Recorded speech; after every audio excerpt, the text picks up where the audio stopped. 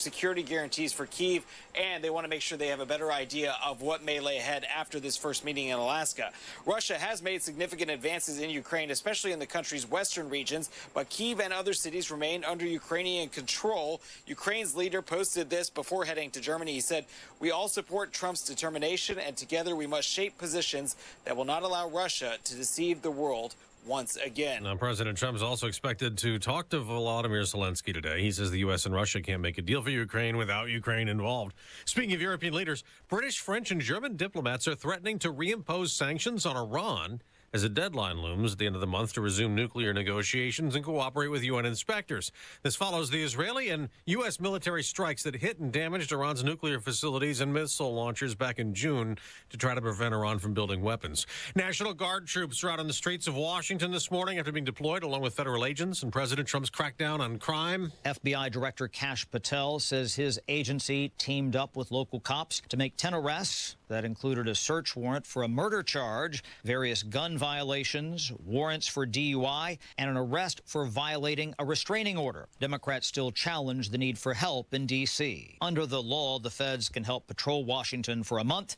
After that, Congress must approve an extension. That's Fox's Chad Pergram at the Capitol. D.C. leaders say violent crime is actually at a 30-year low from last year.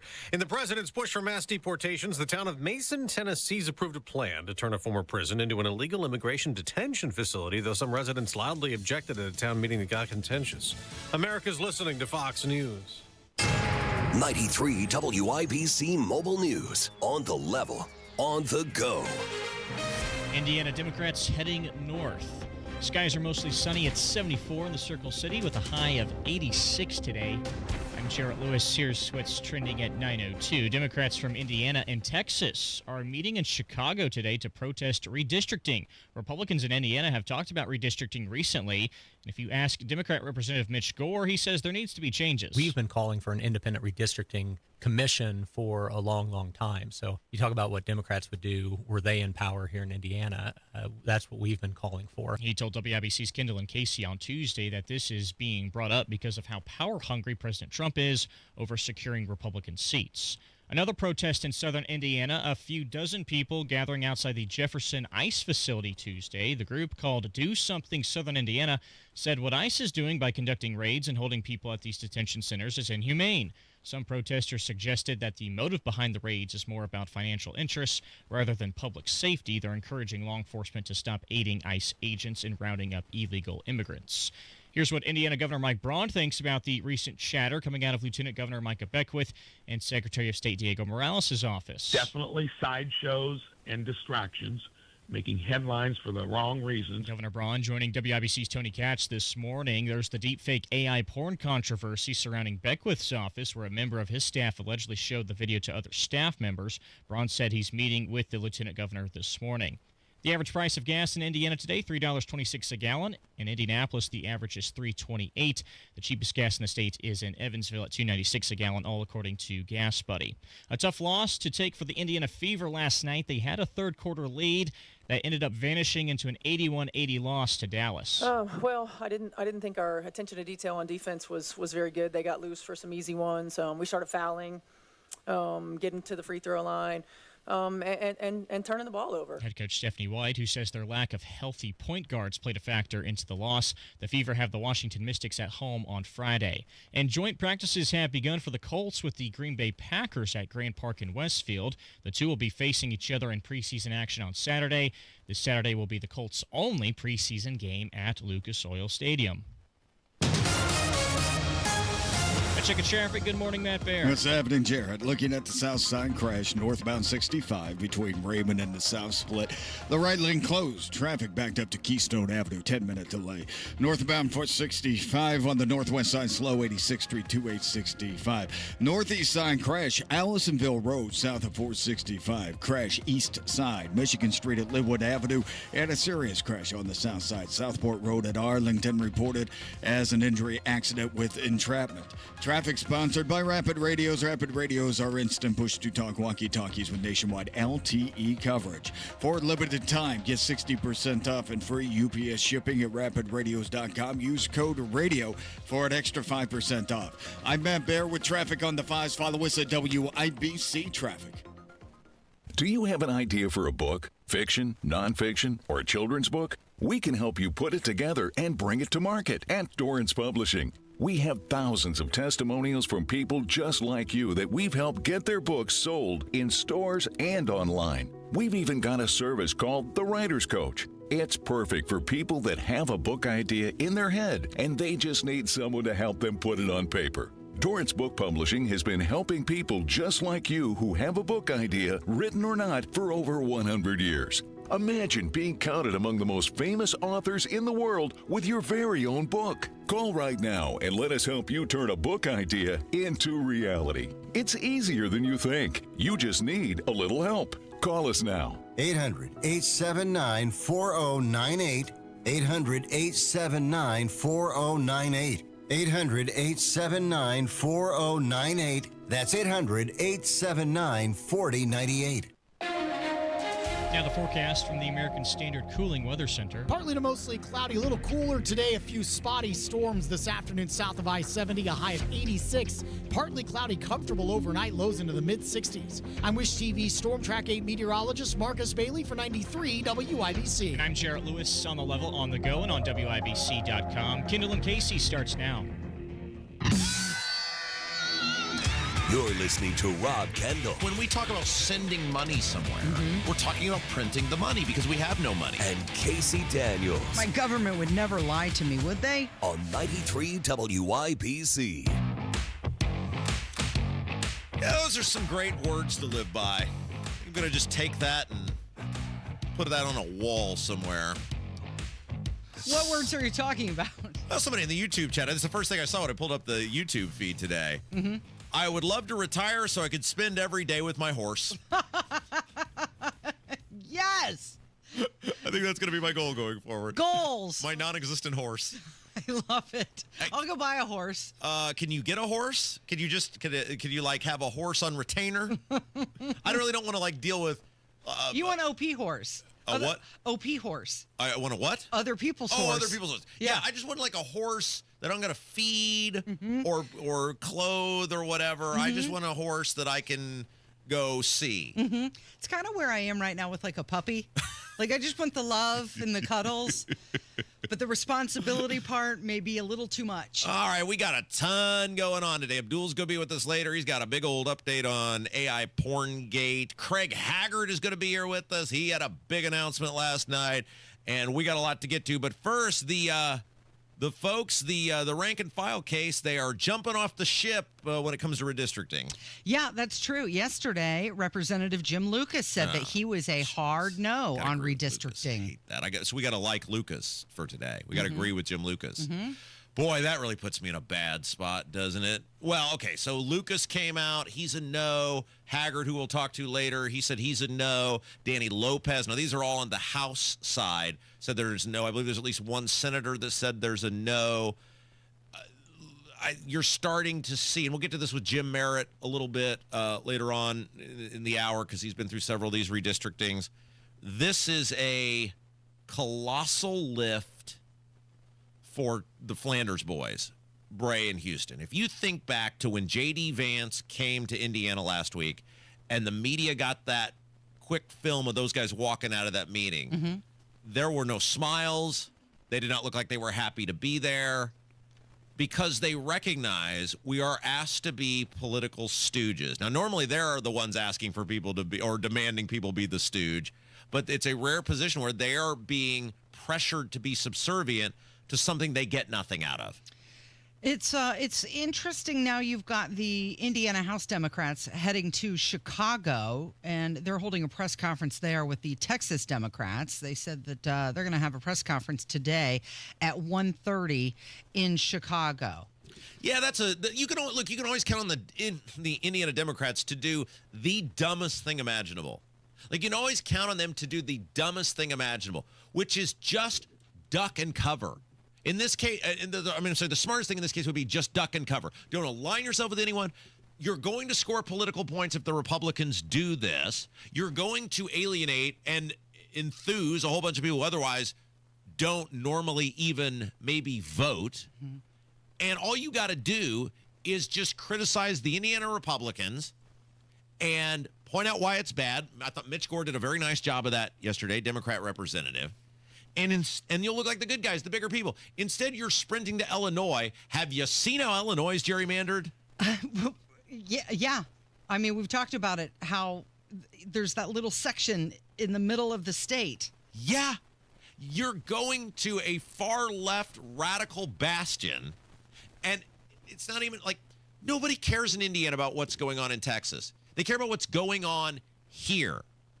And if they had shown this sort of enthusiasm for, I don't know, property tax reform, right? If they'd shown this sort of enthusiasm for, I don't know, demanding transparency on how the super sketchy Secretary of State went to India for 10 days and won't tell anybody who voted or who paid for it, have that enthusiasm for stuff that resonates with people here. Okay, and then we consider what Governor Braun said, that he was going to see how things worked out in Texas before he was making a commitment on either side, whether they're going to call a special session or not. So it almost makes you think that this is all just a show for Texas. Well, Braun, it's amazing to me that Braun is petrified to ever make a definitive statement. You think about the property tax thing, and if you look at that in hindsight, sure, he rolled out a quote-unquote plan, but do you really feel like throughout the course of the property tax debate, looking at it in hindsight, that he was making definitive statements? Like, do you think if Ron DeSantis had been our governor, the property tax thing would have gone the way it went? No. Of course not. Well, Ron DeSantis has been on the record saying, no, I want to get rid of him. Braun is phenomenal at going through the motions on everything. What is the thing that you say Braun really led on it? If he was a bulldog and if he hadn't been there, this wouldn't have got... Can you think of anything? If you look right now at the Braun administration, all of his big wins have been with the help of the federal government. Sure. RFK Jr. here for the Maha movement. Lee Zeldin here for the energy announcement. Yeah, but it's not for us. J.D. Vance is here to talk Right. about... everything has been with the help of the federal government. Right. And those aren't things that are for us. They're for the nation or promoting things that are national. Braun is so weak. Braun is embarrassingly weak. Holcomb was a gutless coward, but in terms of putting his boot on people and making things happen, he was damn good at it. Braun, those guys, somebody told me this yesterday, 2 days ago. All these days run together now, and it's absolutely true. They said the biggest problem for Braun, one, I think Braun is actually pretty weak.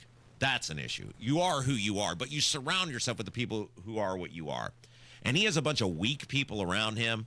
Look, I'm just going to say this out loud because it's the best kept secret in the State House. Josh Kelly, his chief of staff, doesn't know his head from his ass.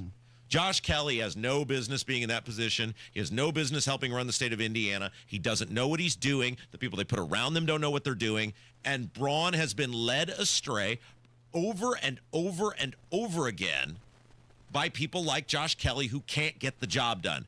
And he gets bad advice, and he's clearly not capable of seeing through it. And as a result, he can't ever make a definitive statement.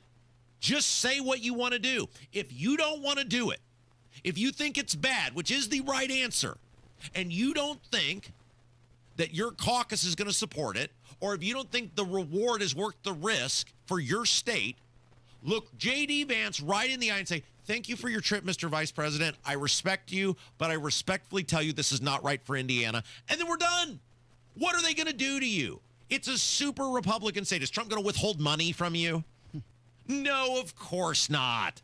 But you have people who are in these positions because they want to be in the position, not because they want to do what's right. They want the title rather than the reward of doing what's right for the people. And thus you get, well, we'll see what Texas does. Yeah.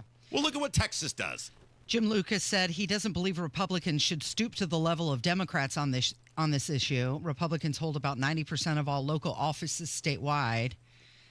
And, you know, it's interesting. Rick Snyder even put something out today, president of the FOP. He said, while the Indiana Democrat state reps are traveling to Chicago to join the Texas Democrat state reps, he said perhaps they could share how their capital city of Indianapolis is outpacing Chicago in homicides per capita by 15.8%. Yeah, this is a shame, though, Casey, because this is where you wish the Republicans gave you something to believe in, because there are no good guys in this fight. We said this yesterday. the Democrats would do, and I think maybe we said it while Mitch Gore was in with us, like they would do the same thing if there were a Democrat president and Indiana were Democrat controlled. Don't act like they wouldn't be trying to do the same thing. So we're not cheering for the Democrats in the sense of, oh, they're the good guys here. I feel so, and I know I've said this many times, but it just gets more and more true by the day. I feel so politically homeless. Like I do. Like there's nobody you look at and go, man, we got to cheer for the Republicans here because they've done so much for us. Or you got to kind of maybe, understand where the Republicans are coming here because they've done such a good job of governing. We all lose in this no matter what the end result actually is. And I think that's the most depressing part of all of this. Let's get into the Indy budget that was released from Hogsett and also a new position that was created here in Indiana. Oh, more government. Mm-hmm. How exciting. It's Kendall and Casey on 93 WIBC. From red carpets to red states, actor Nick Searcy has seen it all. He starred in the FX TV show Justified and movies like The Fugitive and Castaway. But what he saw in Hollywood and Washington, D.C. changed everything. He'll join Tony Katz for one night of unfiltered stories, sharp insight, and a little bourbon on the side. From Hollywood to the heartland. Saturday, August 23rd at West Fork Whiskey Company. Brought to you by Premier Arms and Boer Remodeling. Tickets on sale now at WIPC.com.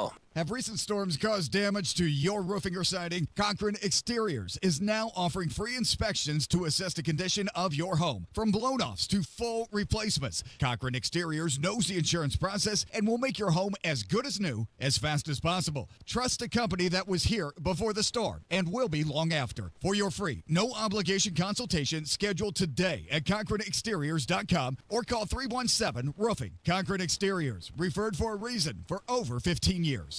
Hey guys, it's Rob for Universal Windows Direct. And man, this weather, it's wild. One week it's super hot, then it's normal, it's nice, then it's hot again. And before you know it, fall will be here. What I'm trying to say is the weather is unpredictable and ever-changing. And you need to feel certain that you're going to be comfortable in your own home. That's where Universal Windows Direct comes in. And what a deal, what a time to act to get brand new windows in your home. Listen to this deal. First of all, buy 2 windows, get 2 free. Buy 2 windows, get 2 free. There's no limit. You got 8, you pay for 4. It's that simple. And then on top of that, no interest for 5 whole years. That's right, 60 months, 0 interest financing, which makes upgrading your home not just smart, but affordable too. Now, some restrictions may apply. So to get all the information on this incredible deal from Universal Windows Direct, and most importantly, schedule, totally free, no hassle, no obligation in-home estimate. Call Universal Windows Direct today, 317-659-7574, 317-659-7574. Check them out on the web, universalwindowsdirect.com. Tell them Rob sent you. Indianapolis was built for speed, electricity, and nonstop action. So was Live Golf. So where better to crown a new individual champion? Leading the pack, Rahm, DeChambeau, and Neiman. But only one can be the victor. So be at Chatham Hills August 15th to 17th as Live Golf gets even louder. With a doubleheader concert from Riley Green and Jason Derulo. Tickets are already flying out of the gate. Hurry and grab yours now at livegolf.com. Transform your home with Galaxy Concrete Coatings. You can say goodbye to cracked, stained, and dirty old floors and hello to durable, stunning surfaces that last. Their cutting-edge technology ensures a beautiful finish every time, and you get to pick out the color.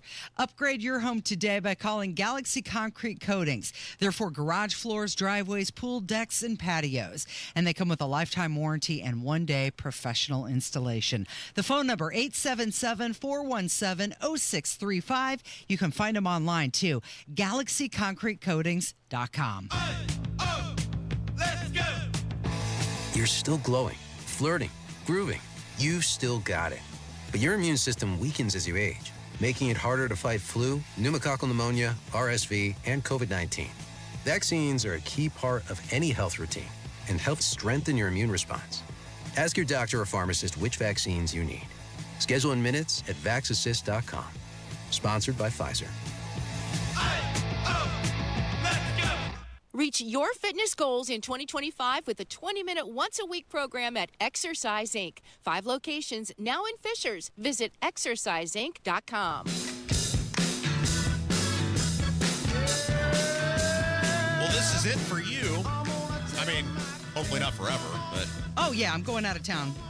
Yeah, you're going to be in. You're going to go see your daughter. I am. And you I can't wait. Yeah. She's been texting me all morning. I can't wait to see you. And I'm like, yeah, I know. Hugs are coming. Okay, so I have a super weird question. If you don't want to answer this, it's totally fine. I probably won't. Okay. Go ahead. Okay, so when you've gone a period of time without seeing a family member and you travel to see them, Yeah. and you're seemingly just stuck around them. Now, I don't know. Do you stay with her? Yeah. Oh, you stay at her place? Yeah. Okay. How many days do you give it before you're like, get me the heck out of here? I've seen enough of this person. Dunzo. Well, since it's my daughter, never. But I think like when it's other family members, Yeah. it's like, the old adage. 'Cause you fish, you have- 3 days and then they go bad. So yeah, because you have obviously family that live in Washington D.C. So like when you go there, is that it? Yeah. Okay, because it's a couple days. all of my family, Right. when I was growing up, lived within a drive. Like you would drive it. Except I had an aunt who lived in Michigan, and every year or two we would go up and see them. And it was cool, like the idea when you're a kid of, it's a road trip, and they had this neat house in the woods, and it was cool, cool thing to do for a couple days. But then as a kid, after about 2 days, you're like, "Where's my stuff? Right? I gotta get away. I gotta get out of here. I gotta get back to my jam." My older sister and I have that conversation a lot because my mother lives in St. Louis, and so does my older sister. So she sees my mom on the regular. Yeah. But she can come and go. Like Yeah. she could pop over for 5 minutes or an hour, a couple hours, whatever, and then she leaves and goes back to her house. But when I visit my mom, I'm there. And I'm there with her 24 hours a day. So I know what you mean. Yeah, that's why I'm going to make Olivia, and if we're blessed to have more children in the future, same thing. I'm going to make them stay around here because I never want them to look forward to seeing me because they'll just be thoroughly disappointed at some point, and I never want them to be disappointed. Because then they look forward to you leaving, too. Yeah, that would be a bother for me if I had to travel to see people because I just don't like going anywhere. Because you don't like to travel. Yeah. So okay. Well, very good. Well, you're slated to be back with us Wednesday. Is that correct? I think Jerry Lopez is in Thursday. He is. And Friday. He's trying to go for the 6-man award. Yeah. He's another guy who. Here's the thing about this business. Like, you got to have and I've been this guy because I was the fill-in guy for numerous years in addition to being the producer on the Chicks on the Right before this show. You're always passionate about it when you can leave it, right?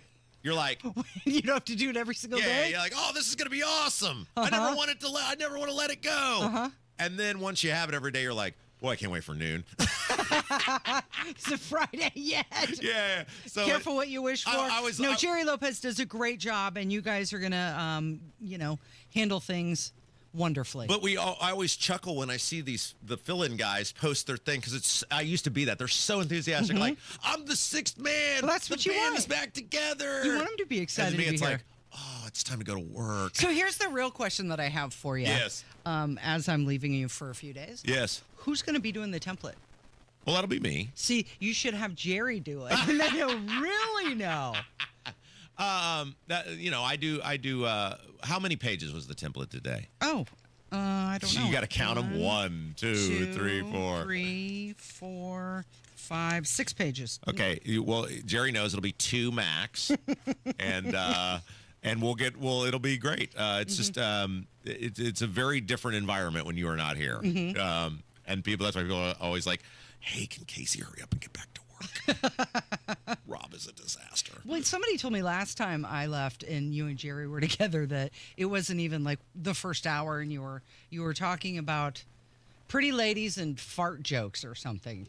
Like, it didn't take you but a minute. Well, and look, Kev is the most rotten of all of this. Kevin, every time you are gone, the first thing he will say when he walks in is like, "Oh, thank goodness I can finally play the good bumper music," because Casey is such... No, it's not even true. So overbearing. I did request a lot of Bob Seger bumper music today because that's good traveling music for me. So. Absolutely. All right, we got to do something of relevance here in this segment. We were going to talk about the $1.7 billion budget that was proposed by Mayor Joe Hogsett this week. Good portion of it, $398 million, slated for the Indianapolis Police Department. Okay, so I'm going to make a $20 million increase, by the way. big announcement. Are you ready here? Yeah. Are you ready? Breaking news. Indianapolis, might as well just, if you live here, you might as well just pack it up. Because I've had multiple conversations, but I had a conversation this morning with someone who's very connected to city government.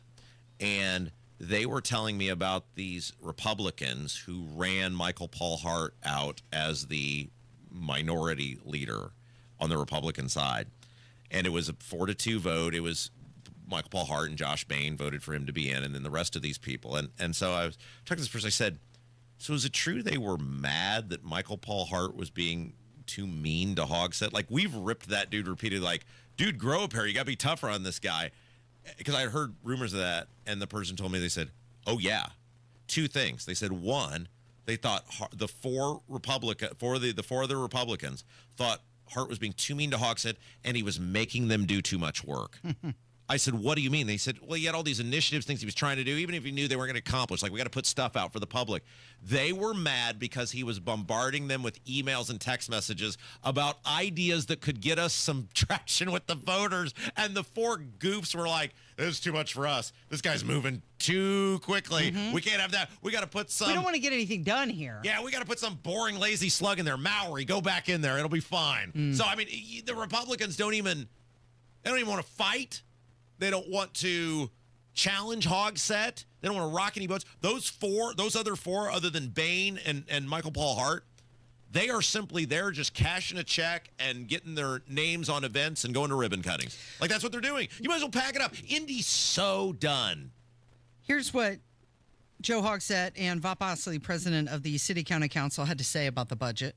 This year's budget reflects the need for operational efficiency while still protecting key investments in our city and its people. The proposed budget that we present to you tonight will continue our 5-year plan of over $1 billion in infrastructure investment. It's been put together prudently, ensuring that there is strong investment in public safety and, I would say, in strengthening our infrastructure. Boy, I bet Vop Osley is a blast at the bar. I'd like a Michelob Ultra, please. So the IMPD chief, Chris Bailey, he publicly supports the budget. Personal finances. I'm going to the art museum this weekend. It's going to be a swinging time. How are you young people doing? What's the saying? You out with me? You out until 3? I mean, like, look, he doesn't know that.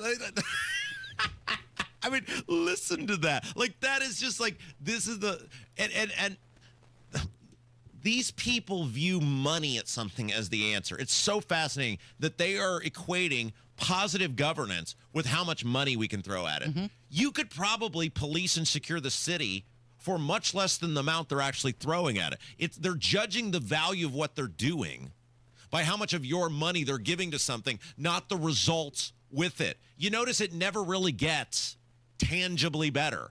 They keep throwing more money at it for the same result. If you did that in a business, you would fire the person running the business. Bailey said the budget fulfills all the labor agreements for both sworn officers and civilian staff. It also reinforces public safety as the top priority for the city, and IMPD currently has around 300 officer vacancies. Yeah. The budget now moves to committee review with the final city county council vote expected in October. Okay, so let's and I know we got to get to a break here, but if Hogsett is indeed running for a 4th term, which is now the belief of many people who certainly heard him the other night, that he's gearing up for a 4th term, and we know the Republicans have 0 chance of winning, don't we just have to have the most fun campaign ever and let Stephen Whitmer from Indy Reporter run as the Republican nominee for mayor of Indianapolis with no attempt to even win, just to burn everything to the ground? Would that not please the people? You ain't gonna win anyway. It'll at least be entertaining. Let's say and do all the things. I am starting the Indy Reporter for GOP mayor nominee movement right now. Right here today. Stephen, I see you in the YouTube chat. Will you accept the nomination if indeed it is put your way? He said, let's go. Very good. All right. Jim Merritt's going to join us next. We're going to get this redistricting stuff. We'll talk a little bit about the mismanagement of AI Porngate. We got a lot to get to. It's Kendall and Casey on 93 WIBC. Your future holds so much potential. The question is, are you planting the right seeds today to make it flourish? At Howard Bailey Financial, we strive to help you create a retirement plan that can adapt to your evolving needs, offering guidance to bring you clarity, confidence, and purpose along the way. Whether you're just beginning or refining your financial strategy, we're here to support you. Let's grow something lasting together. Text GROW to 888-262-1104 to start planning for your future full of possibility. That's GROW to 888-262-1104. Take the first step today. Howard Bailey Securities, LLC is an independent financial services firm and uses a variety of different investment strategies. Please see disclosures at howardbailey.com.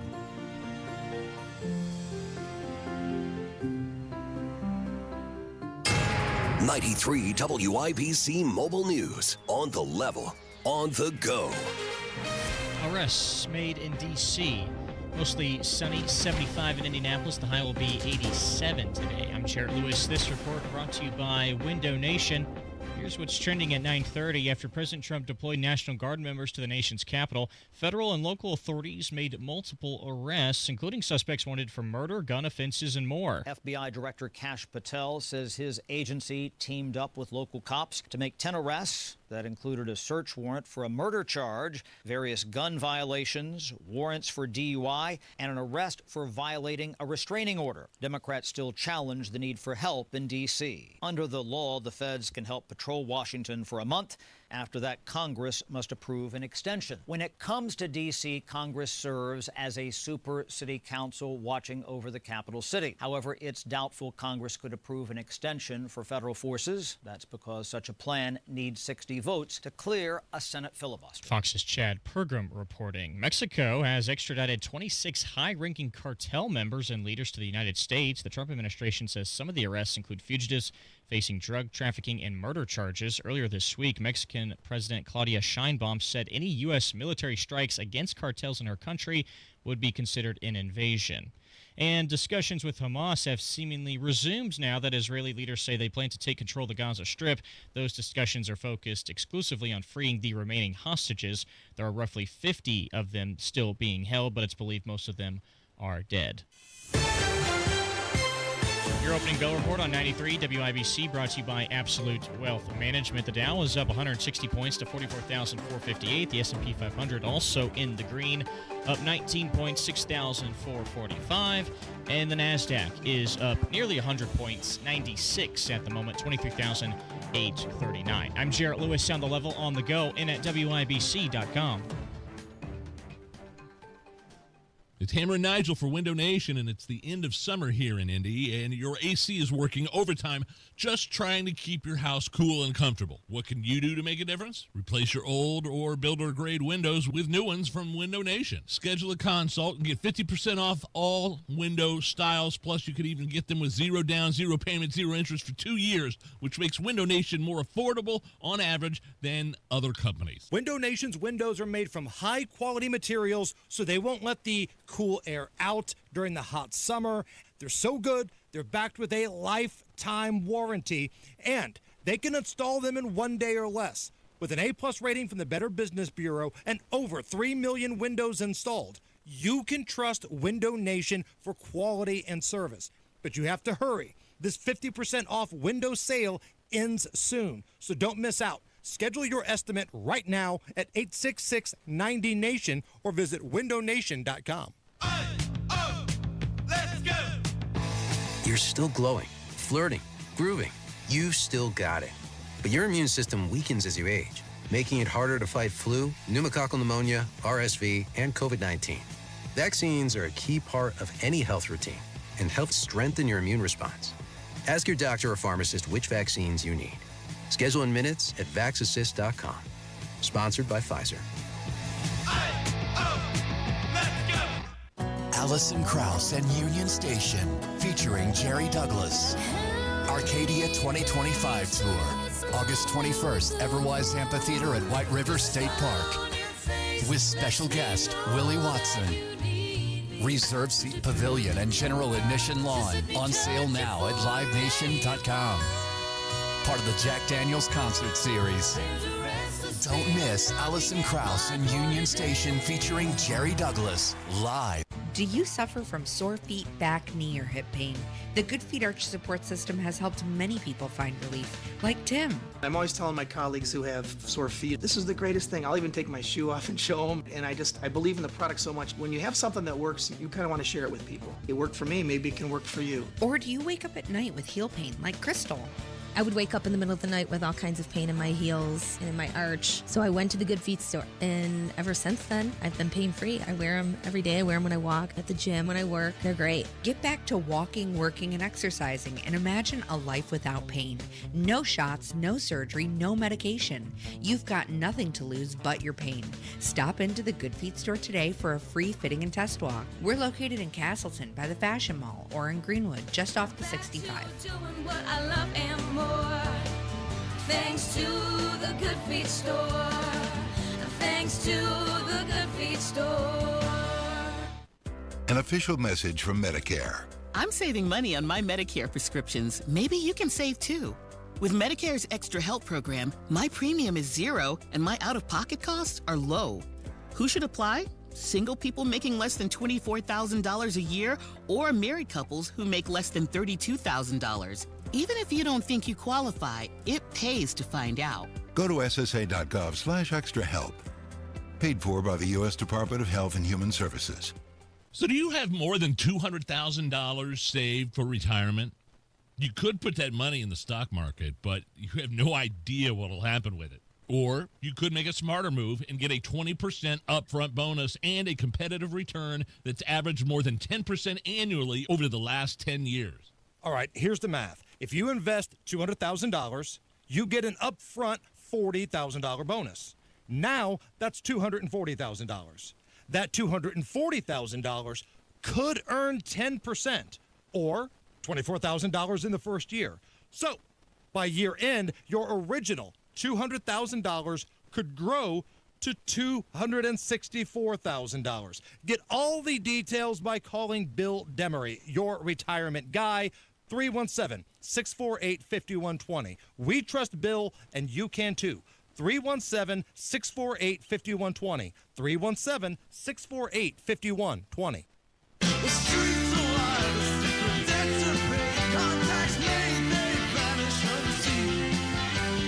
So the governor seems to have a real problem telling a coherent story on redistricting. Does that seem to be a general theme in our state government with the statewide office holders of people having trouble telling coherent themes, stories? No question. Robert. Yeah, Jim Merritt joins us now. Jim Merritt, hello. Hello. 30 years in the Indiana Senate. Okay, so Braun came out yesterday or 2 days ago or whatever it was now and told Indiana Capitol Chronicle, others reported this as well, he's going to wait and see what Texas does on redistricting and how it goes in Texas. That might help him decide what he's going to do in Indiana. And we were like, you're not the governor of Texas. Yeah. If this is about doing the right thing, what difference does it make what it does in Texas? You are basically saying, without saying the words, this is wholly political. I'm petrified of Trump. I don't want to piss Trump off. And I got to see what somebody else does first. Yeah, and Texas doesn't have a supermajority. And they have, their Democrats are off in other states. And so it strikes me that there's really no appetite in the Indiana General Assembly for redistricting, and I think the reason being is because when I was there in 1991, 2001, 2011, and what they did in 2021 was all based on data. It was based on a census. And it took a complete session, meaning not a week or two in a special session, but a total long session. Okay, let me pause for a second. Is it fair to say that the goal of redistricting, so the House of Representatives does redistricting, correct? Well, yes. The Indiana Senate also has their data, and they build what they think is a case of what the House of Representatives seats are, the 100 there and the 50 in the Indiana Senate, as well as the. But the House is the leader on that, right? Well, the bill starts in the House and comes over the Senate for their deliberation. Okay, so the point is, especially when you have one party control of government. Now, I know a whole bunch of time you were in the House or in the Senate. The House and Senate there was sometimes different. There's jockeying, yeah, right. Sure. But especially when you have one-party rule, Mm-hmm. is it safe to say the goal is to make it as much in favor of your side, but yet pass legal scrutiny? Exactly. Is that okay. And there are factors out there, right? You know, the age-old term of one man, one vote, and you have to have a certain percentage of individuals in that district, and there's a lot of guidelines in this redraw of the district every 10 years. It's not just about population movement, but you just have to have these factors that are included. Okay, so I asked that because it's safe to say that the maps as they currently exist, which gave you 7 Republicans and 2 Democrats, are already in the confines of the law, rigged in your favor. It's a map that's already favors the Republicans. Well, and it also passed the courts, right? And so that's really the issue: is something is a map, if you will, something that a court would approve? Because there's usually, if not every time, there are lawsuits about how fair these. Well, we see them in front of the Supreme Court all the time. These state maps, they take years to get there and get adjudicated. Absolutely, and I've seen the process in those redraws. We try to be as fair as possible, and if you look at the district I represented for 30 years, the population moved towards Fishers, and mine was in Northeast. When I started in 1991, my district started that included Fishers, but within. You know, when they redrew my district in 1981, it wasn't my district in 81. It had Fishers in it, and it had 3 precincts in Fishers. By when they redrew it, when I was in there in 1991, it had very little Fishers in it because the population exploded in Fishers. So what people that redraw, they have factors that have to have population as well as one man, one vote. Braun's got a big problem here because he publicly said on these airwaves and others, well, special session's a giant waste of time on property taxes. Yeah, sure, I could fight for you guys, but veto, call special, that's a waste of time. The public looks at this and goes, you rotten son of a you-know-what. You're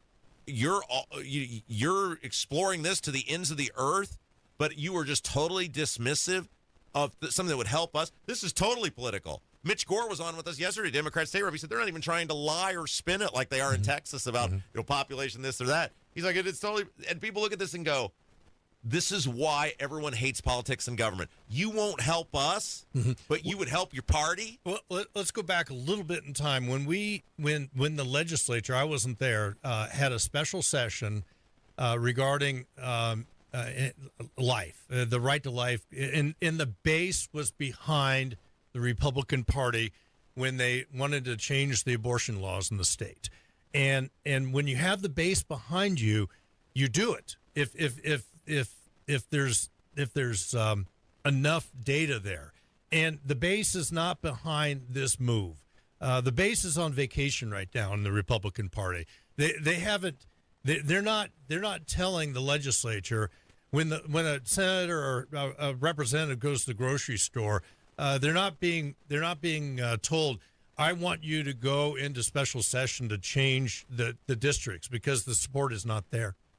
Jim Merritt is our guest. You know him from 30 years in the Indiana Senate. Real quick, I did want to just get your thoughts on, because you were the former chairman of the Marion County Republican Party here in Indiana. You ran for mayor of Indianapolis.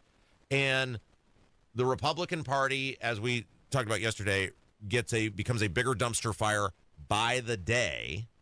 And now they've ousted Michael Paul Hart. I've talked to multiple people inside city government, and the Republicans, all 6 of them on the city council of 25, basically ousted Michael Paul Hart because 4 of them, everyone but Michael Paul Hart and Josh Bain, were mad that Hart was being too mean to Hogsett and was trying to make the Republicans do too much stuff too fast. And you look at this and just go, Republican Party, Marion County might as well just fold it up. Right. There's no point in voting for any of these people. And it's really disappointing. I also chaired our caucus for 16 years and on the other side of Market Street, where the pro tem and the caucus chairman were always on the same page, but we knew where our caucus was, Republicans in the Indiana Senate, And you never heard anything coming out of our caucus about the disdain or the dislike for the leader, because you knew exactly where your members were, and we always were in the majority. But this is the idea of replacing your leader because you have 6 out of 25 seats. That means it's 19-6 on every vote. Is silly. I mean, it was just it's an unforced error. It's embarrassing. I talked to one of the members of their miniature caucus, and they were embarrassed, and it just makes us look terrible as Republicans. Okay, before we let you go, this is the story that won't go away, largely because of the actions of the office holder and the way this office is handling this.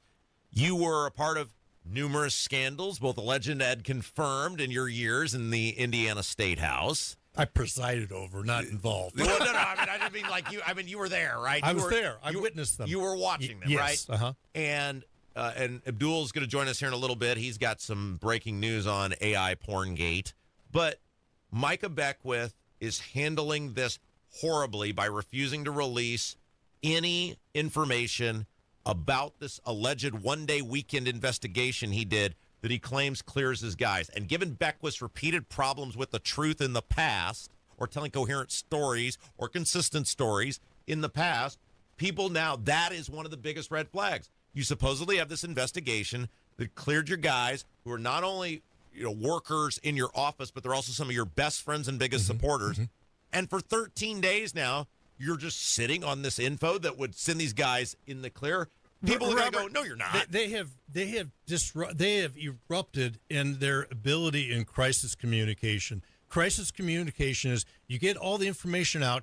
You find if this actually happened, because no one that I know of has seen the video. You get the information out.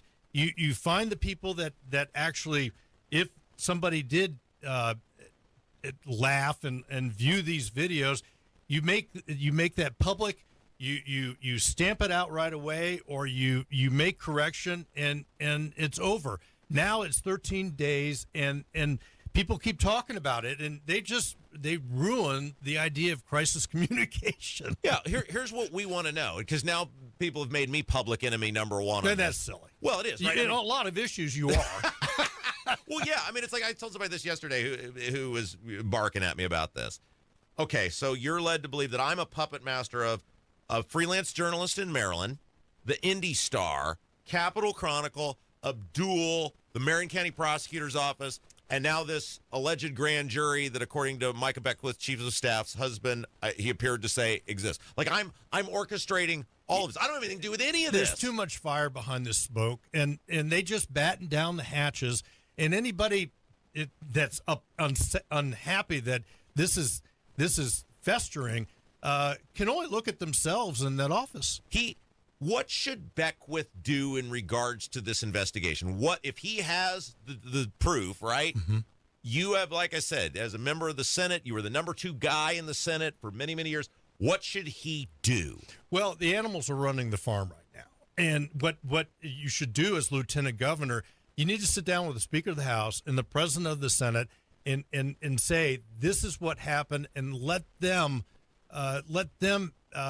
give you cover, or let them expose it and take care of it immediately. If their heads need to be rolled, roll them. Jim Merritt, you can find him on Twitter at Jim_Merritt, Merritt, whatever you prefer, and the Merritt in the Morning podcast, right on YouTube as well as Facebook. Thank you, Robert. It's Kendall Casey Show, 93 WIBC. Hammer and Nigel Show. If you missed anything from yesterday, the acting ICE director, Governor Braun. It's posted at WIBC.com. And this afternoon, the biggest stories of the day. Let's have a day. Comcast Business High Five Hotline. What's the state of your excitement? I signed my business up for the 5-year price lock guarantee, and I can't stop high-fiving people. High five! Okay, deep high breath. High five. You're in a good place. You signed your business up for 5 years of gig speed internet and advanced security, all on our ultra-reliable network. Gig speeds and advanced security? I'm so stoked. Yep, and you get it at a great rate that's locked in for 5 years. Woo! The high five is just your body's way of saying, I'm winning. So this is natural. High-fiving everyone you see in a state of business savings enthusiasm? Totally natural. Sweet! Thank you! Thank you! High five, everybody! High five! The Comcast Business 5-year price lock guarantee is back, but only for a limited time, so sign your business up today. High five! Comcast Business, powering possibilities. Ends 9/21/25 for new customers with qualifying bundle. Current customers may be eligible depending on services and area. Guaranteed rate applies to monthly service charge, excluding taxes and fees. Other restrictions apply. My mom just found the best place ever, Wilson's Farm Market. They've got the best ice cream, in tons of flavors like butter pecan, orange pineapple, but my favorite is the old-fashioned vanilla. And the candy, whoa, there's a whole wall of it. Gummies, chocolates, giant jawbreakers, even old school stuff my grandma loves. It's like a candy wonderland. And they let me pick out my own bag? Yes! Wilson's is just 20 minutes north of Carmel. Tell your crew it's time for a sweet road trip. Wilson Farm Market, you gotta go! Oh, could this vintage store be any cuter? Right? And the best part? They accept Discover. Accept Discover? In a little place like this? I don't think so, Jennifer. Oh, yeah, huh? Discover's accepted where I like to shop. Come on, baby, get with the times. Right, so we shouldn't get the parachute pants? These are making a comeback. I think. Discover is accepted at 99% of places that take credit cards nationwide. Based on the February 2025 Nielsen report. If you're pressed for time, the WIBC Mashup Podcast is your shortcut to the smartest, sharpest, and strangest moments on air. It's the best content from Tony Katz, Kendall and Casey, and Hammer and Nigel. Updated daily. Find the WIBC Mashup wherever you get your podcasts. Okay, so where are we at with there being a fight on the lawn at the White House? You know, I was thinking about that, and there's going to be this UFC fight. It's going to be held at the White House on July 4th, 2026, and it is to celebrate America's 250th birthday. This has been confirmed by the UFC CEO, Dana White. Wait. So nothing says America now, like watching two guys beat the heck out of each other? Right. So that's where I was going. How does that help you celebrate America's 250th birthday? Well, it doesn't. Besides just pure entertainment. Look, if we're going to have a fight, let two people have a duel on the lawn at the White. Let's go all old school. If we're going to celebrate 250 years ago, let's do it the way they did it 250 years ago, which is, 8 paces, turn, fire. If we're going to do it, let's call it. This is like one of the things that because any time on this program you say anything that's remotely critical of Trump, people just get mad, but whatever. There is a level of seriousness to governance in order to accomplish things that I don't think Trump always appreciates. And this is the sort of thing that people are going to look at and they're going to say, that doesn't really seem like a serious person. Like I've always said, the Supreme Court, the fact that the Supreme Court is open to me, like I'm torn on this because on one hand, you do want transparency, but you do sort of like the dignified idea of the Supreme Court, like that they were these high up people who lived in lives of seclusion and only came out of their holes. They're like Paxitani Phil, right? They came out of their hole to rule on legal matters, and then that's it. And now they go give speeches and write books and all of that stuff. And it's kind of like, I don't know if I wanted to see that. And I sort of feel like that, like the presidency. Like I want somebody who's going to do a good job. I want somebody who's going to accomplish things, but I also want somebody who understands sort of the magnitude. Like when those old dead guys on those portraits are staring back at you, fully appreciates what that is. The magnitude of and the the magnitude offices. of it, right? And I think things like this come off as unserious, and I think the home of our nation's president should be more than just a UFC fight. So Dana White apparently is discussing all the plans. He's meeting with Trump and Ivanka Trump. Apparently she is directly involved in the planning, and they're preparing some venue renderings for review, like where this is going to happen. Is it going to be on the Eclipse or, the garden, the new patio? Like, where are we doing this? Well, what does this accomplish is my question. Like, what are we doing by doing this? Are we saying, and okay if we are, but it's unclear what message we're sending. Like, okay, this is America now. A UFC fight on the lawn is. Yes, Matt, our boss, said that Bill Clinton, stained the White House when he did the thing in the White House. But it doesn't mean we can't get it back. I love you, Matt, but can't we get it back, right? I mean, can't we reestablish some sort of, decency, order? Can't we go back? This is what Biden was supposed to be. I know this sounds crazy, but I think in a lot of people's minds, they didn't even fathom that Biden had lost his marbles or was going to be controlled by radical leftists. They thought Biden was going to restore some semblance of normalcy. Who's they? Who? The people who voted for him thought that guy would bring dignity? Look, Casey, this is a true story. There was a kid here who used to produce on the weekends. He was in his early 20s, was a Republican voter. I asked him one night when I was doing the weekend show, who you voting for? And he goes, I don't know. I said, how could you not know? He goes, I like a lot of the things Trump has done. I hate the way he's handled the Oval Office. And I just think, I think there's, you and I think that's as crazy as whatever, but there's a lot of people out there who vote that way, and I just think this feeds into that. Anyway, okay, Craig Haggard. He's got made a big announcement yesterday. He's going to be with us to talk about it. Coming up next. Yep, it's Kendall and Casey on 93 WIBC. Change is always happening. It's part of life. And when it comes to music, change is all around us. Songs are rewritten. Classics are remixed. Bands and artists come and go. Even our taste in music changes. Here at Xfinity, we know there's still good in keeping some things the same. That's why we want to do our part with a 5-year price guarantee on our internet. It means no matter what changes, you get 5 years of the most reliable Wi-Fi with our best equipment included for a price that stays exactly the same. Surprised? Life is full of them. One internet price, 5 years, guaranteed. Learn more at xfinity.com/deals. Restrictions apply. New residential customers only. Taxes and fees extra and subject to change. Most reliable Wi-Fi based on Open Signal Awards USA. Fixed Broadband Experience Report, August 2024. An official message from Medicare. I'm saving money on my Medicare prescriptions. Maybe you can save too. With Medicare's Extra Help program, my premium is zero and my out-of-pocket costs are low.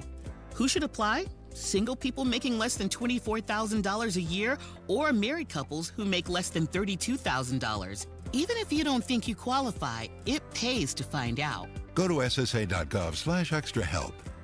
Paid for by the U.S. Department of Health and Human Services. William is one of millions of Americans who uses GoodRx to save on the cost of their prescriptions. My oldest daughter, Camilla, 2 days old, she had to have open heart surgery. All of a sudden, she's on 5 different medications. It adds up at the end of the month. Me and the pharmacist got so tight. She said, GoodRx save you a lot of money. Saving that extra $200-300 a month. We're able to do all these extra activities, so it puts less stress on our household, and it puts less stress on our pockets. Download the free app or visit GoodRx.com and start saving today. GoodRx user compensated for their time. GoodRx is not insurance, but can be used instead of insurance. Guys, Low T Center has improved the quality of hundreds of thousands of men's lives across the country. Now women can enjoy the same life-changing, medically guided hormone therapy. Imagine how great you'll both feel. FixMyLowT.com for information and to schedule an appointment. At Advent, we help sleep apnea sufferers avoid the CPAP machine by getting your nose and throat working with our unique Advent approach that you won't find elsewhere.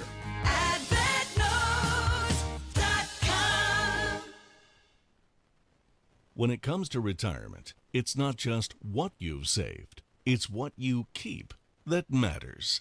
Howard Bailey Financial invites you to join our free educational event featuring nationally recognized IRA expert and CPA Ed Slott, where he will focus on strategies to help reduce unnecessary taxes, avoid common mistakes, and plan smarter for the years ahead. This event is ideal for anyone in or nearing retirement who wants to make the most of what they've saved. Reserve your spot at the Forum in Fishers on Thursday, September 11th by calling or texting ED to 888-262-1104. Space is limited, so reserve your spot today by calling or texting ED to 888-262-1104.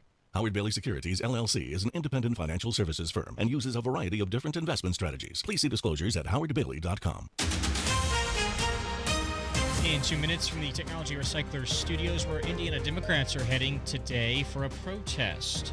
Well, Indiana Governor Mike Braun plans to speak to his lieutenant governor about this morning.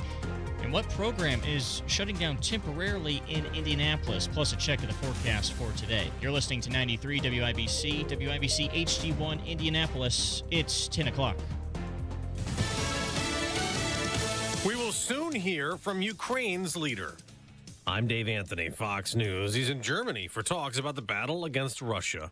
And Volodymyr Zelensky is also expected to have a phone call with President Trump, who's also talking this morning to European leaders. Coming just hours before the president will head out west to Alaska for his rare one-on-one summit with the Russian president.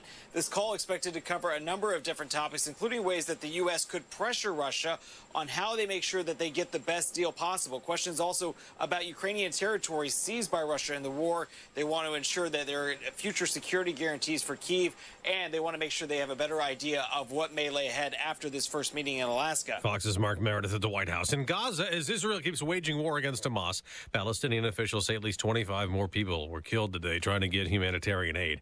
As Israel's prime minister, who plans to escalate the war moving into Gaza City, says he would allow Palestinians to leave Gaza and relocate someplace else. There are reports South Sudan might be an option. National Guard troops are out patrolling in Washington along with federal agents after President Trump also took control of police in the nation's capital, cracking down on crime. The U.S. Attorney for D.C., Janine Pirro, tells Fox, I fight on behalf of those people who simply want to be safe and want to be able to walk outside their homes and not worry about a bunch of thugs or young punks going after them and beating the hell out of them. Those days are over. 26 suspected drug dealers wanted in the U.S. have been sent here by Mexico. Fox's Griff Jenkins reports they include top leaders of the Sinaloa, Jalisco, and Noreste cartels, all designated as foreign terrorist organizations. Attorney General Bondi saying this: these 26 men have all played a role in bringing violence and drugs to American shores. Under this Department of Justice, they will face severe consequences for their crimes against this country. That's Fox's Griff Jenkins again. Flooding in East Tennessee has killed 3 people. A tree hit a car. America's listening to Fox News. 93 WIBC Mobile News. On the level, on the go. Why Indiana Democrats are in Illinois. Partly sunny, 74 in downtown Indy, the high around 86 today. I'm Jarrett Lewis. This report brought to you by Moss Roofing. Here's what's trending at 10:02. Democrats from Indiana are joining Texas Democrats in Chicago today to protest redistricting. John Herrick has more. Democrat Representative Mitch Gore says the whole idea of redistricting in Indiana is ridiculous since Republican representatives outnumbered Democrats in the state 7-2. Governor Mike Braun would have to call a special session for that to happen. In a Tuesday interview with WIBC's Kendall and Casey, Gore said he cringes at that idea. To call a special session instead and to spend hundreds of thousands of dollars in taxpayer dollars to what? Get 2 more seats in Congress, for 2 years? It's insane. Gore is one of several Democrats in Indiana scheduled to be in Chicago. John Herrick, 93 WIBC Mobile News. Indiana Governor Mike Braun, meanwhile, says he's meeting with his lieutenant governor this morning to discuss a few things, some of them proving to be a distraction. Sooner or later, there's an accumulation to where you'll have to weigh in and make sure that it's either fixed, and if not, it's going to be to your detriment when you come back into the political arena, and you're going to be chalking up a lot of debits and not credits. The governor talking with WIBC's Tony Katz this morning about some of the recent controversies surrounding Micah Beckwith's office, including the AI porn video. The temporary closure of an Indianapolis program is highlighting the city's need for services for people living in their cars. Safe Park Indy had a constant wait list of 400 people, but was only able to serve a fraction of that number. Its director is hoping that local nonprofits will step up to help restart the service. The chance of heavier rain in Indiana today, according to National Weather Service forecaster Greg Mello. No, we're not expecting any severe weather potential today, but any thunderstorms that develop, lightning is always a hazard with any storm, and we could have some brief heavy rain, but not expect any flooding potential today. Feels like temperatures will soar into the weekend, with some days being above 100. And the Indiana Fever suffering an 81-80 loss to Dallas at home last night. Head coach Stephanie White. Well, all of our point guards are injured. I think that's the first thing. And again, it's one of those things. Dallas turned up the pressure. It's tough because point guards are the ones who get you organized. The Fever turned the ball over 17 times. They will take a couple of days off before facing the Mystics on Friday. I'm Jarrett Lewis on the level on the go and at WIBC.com. Kendall and Casey back in 1 minute. Greetings from R&R Agency, your Indiana health insurance pros, and a sincere thank you to our loyal customers for helping us to another record year. We recently saved a 62-year-old retiring couple over $800 monthly when compared to their COBRA offerings. We recently saved a family of 4 over $400 monthly when compared to their $7,500 deductible program on the ACA, and you know that's still Obamacare. We recently saved a small 4-man manufacturing company over $1,000 monthly and gave them better coverage. We feature coverages guaranteed to age 65, low out-of-pocket expenses, the largest networks in the country, and you can sign up anytime. If you are retiring early, self-employed, or need coverage for your small group, call us at 317-563-0868 or go to rragency.org. If you don't call us, we can't help you. What do you got to lose? Call us 317-563-0868 or go to rragency.org. As always, God bless America, common sense government, and peace through strength. You're listening to Rob Kendall. When we talk about sending money somewhere, we're talking about printing the money because we have no money. And Casey Daniels. My government would never lie to me, would they? On 93 WYPC.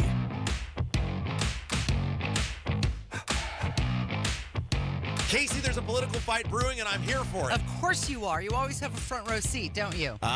We love a good old-fashioned political brawl, and it looks like we're going to get one out in the 4th Congressional District. That's where I live. I know. These are my peeps. Big announcement yesterday. Craig Haggard, he is an Indiana State Representative. He has announced he is running for Congress against incumbent Jim Baird in the 4th Congressional District. Had a big get-together last night, and Craig Haggard joins us now. Craig, hello. Hello, good morning. All right, so the first question I have to anybody who subjects themselves to running for any sort of public office, much less something as large as Congress, why would you want to do that to yourself? Well, a lot of people ask me that. I jokingly say maybe too many injuries in the Marine Corps, but question my judgment. But in all seriousness, it's because I would just want to continue to serve. I serve here in Indiana. I know we have some issues. You guys bring those up and keep us in check. But in general, I think Indiana is a really good state. I think our issues, our problems, our serious problems are in D.C., and I want to go out there and be one of those folks that actually care about the oath I took to the Constitution. Craig Haggard's our guest. He announced yesterday he's running for Congress in the 4th Congressional District against Jim Baird. Now, the big rumor was that Jim Baird was setting this thing up for his son, Bo Baird. Obviously, he is a state rep as well out in Putnam County. He's got a litany of issues that we've laid out on this program. But now Bo Baird, I saw a post on social media the other day, said, no, I'm not running for Congress. So it looks like it's you against the old man. Well, that's what it looks like. At the end of the day, I said to someone that asked me a while back, who are you running against? And I said, well, I'm pretty sure I'm running against A. Baird. I just don't know which one. And if Jim's running, if the congressman's running, then so be it. It doesn't really change the trajectory of what I'm doing, the work I'm going to put into it. I'm running because I believe I could do a better job. And so at the end of the day, what they do or don't do doesn't really change what I'm doing. I'm wondering how things went last night. You made the announcement last night at Hummel Park. So what was the reception? It was great. I mean, it was a wonderful turnout, well over 100 folks there. I had veterans. I had people from different supporting groups, sheriffs, mayors, council folks, friends, family. It was a great event. It turned out really, really well. What do you run on? Because obviously Jim Baird has been a rubber stamp for pretty much just whatever the Republican leadership in the House wants. And what do you run on? Do you go against that? How does that play in a Republican primary? What does a campaign look like for you? Well, I think the big difference, and I think you've seen this with my time in the State House, I'm definitely not a rubber stamp. I vote with the caucus. I vote against the caucus. I vote for things that I believe is in best interest of the constituents and what I believe constitutionally. And I think that's the difference I would take at D.C. I don't want to be one of the what they call exotics who just screams and wants news time, things like that. I want to govern. But if it means good ideas are coming from one side or the other, I don't care as long as it's a good idea. And that's what I want to do. I think that's the difference, and it doesn't mean being that rubber stamp. Yeah, I think a great example of that is you guys in the House were ordered, this happens a lot, Casey. People are ordered not to communicate or support me in any shape, form, or fashion. And you guys were basically ordered, don't go to that property tax rally. Don't speak at it. Don't give those guys any credit. And you and Andrew Ireland and J.D. Prescott, before he turned tail and stabbed us in the back, but at least you and Andrew Ireland were 2 of 3 people who not only went to that property tax rally, you ultimately voted against that bad property tax bill. And, Craig, I think that says a lot about your willingness to do what's right, not what's easy. Well, I got to tell you, it's one of those things where a lot of people think it's tough, and I don't. I try to do what's right, but at the same time, I don't try to throw it in their face because we still have to govern. Because I guarantee I've either done things in the past or I'll do things in the future that you guys will probably give me grief over. Oh, yeah. And that's and that's fine. That's a check and balance, right? I don't get all upset about that. I mean, I try and I guarantee, I think I said it before and I said it last night, the only guarantee I can give you in Congress is I'm going to work my butt off, and I'm sure I'll screw something up, but I'm sure I'll learn from it and then admit to those mistakes and try to not, do that again and answer to the people. So I think that's a background of my military, maybe fighter pilot background. When you get in from everything, you debrief. You say what you did wrong. If it's bad enough, you brief the squadron. It's not a punishment. It's because you're self-evaluating. Hey, we can't be successful without some failures, and I think that's okay. Do you really want me as your constituent? I mean, I don't. Are you ready for that, Jelly? Well, I think I'm stuck with you, right? It's you're my cousin. You're my second cousin at the family picnic. No, I do want that because that's fine. I don't mind the tough questions. If I go on something just softball questions or this or that, then, what does that say about me? And so, no, beat me up. That's all right. Craig, I'd like to change directions and ask for your input on the redistricting talk. Where are you with that? So, I know the vice president came in, and from our understanding, they didn't demand, they didn't threaten. They just said, hey, we want you to consider this. And which I appreciate. And I know the leadership talked to us and said, hey, we want you to do a deep dive. Talk to your fellow legislators. Talk to your constituents. And I've reached out to a tremendous amount of folks have reached out to me. We've talked on the phone with each other as far as other House members. And, I look at Indiana, and we have 7 out of 9 seats. We voted for Trump the last 3 times. Representative Stierwald, who carried the bill that redistrict a few years back, did it with such care that I think we were one of the few states that didn't get sued. I think we're really good, and if I had to guess, if I'm in Vegas, I'm thinking it's probably not going to happen, and so that's where we are with that. It's kind of an unknown right now, but we have a short time period for this to happen, but I don't think we'll see anything happen, to be honest. Craig, have you heard from anybody that's in either the House or the Senate that's like super fired up about doing this? No, as a matter of fact, I've heard really nobody I think Andrew Ireland put out a post that he's for it. And trust me, I understand. I understand that they have been gerrymandering, the other side has for a while. And the hypocrisy of them screaming about it is kind of ridiculous. But we are that. It's one of those things. Are we going to go back to the childhood argument? Well, they're doing it, we should do it, or do we want to be a model of what we should do? And that's kind of how that's the perspective I look at when I look at the redistricting issue. All right. Well, we need show content, Craig. So we're expecting a very firework-oriented primary. We expect all sorts of controversial statements, and we want to be the first place you make all of them. So can we count on you for that? You can count on me. I'm sure it'll be a circus. Yeah, there you go. Hey, where can people learn more about your race for Congress if they want to do that? HaggardForCongress.com. All right, there you go. Craig Haggard, thank you, my friend. All right, thanks, guys. It's Kendall and Casey. It's 93 WIBC.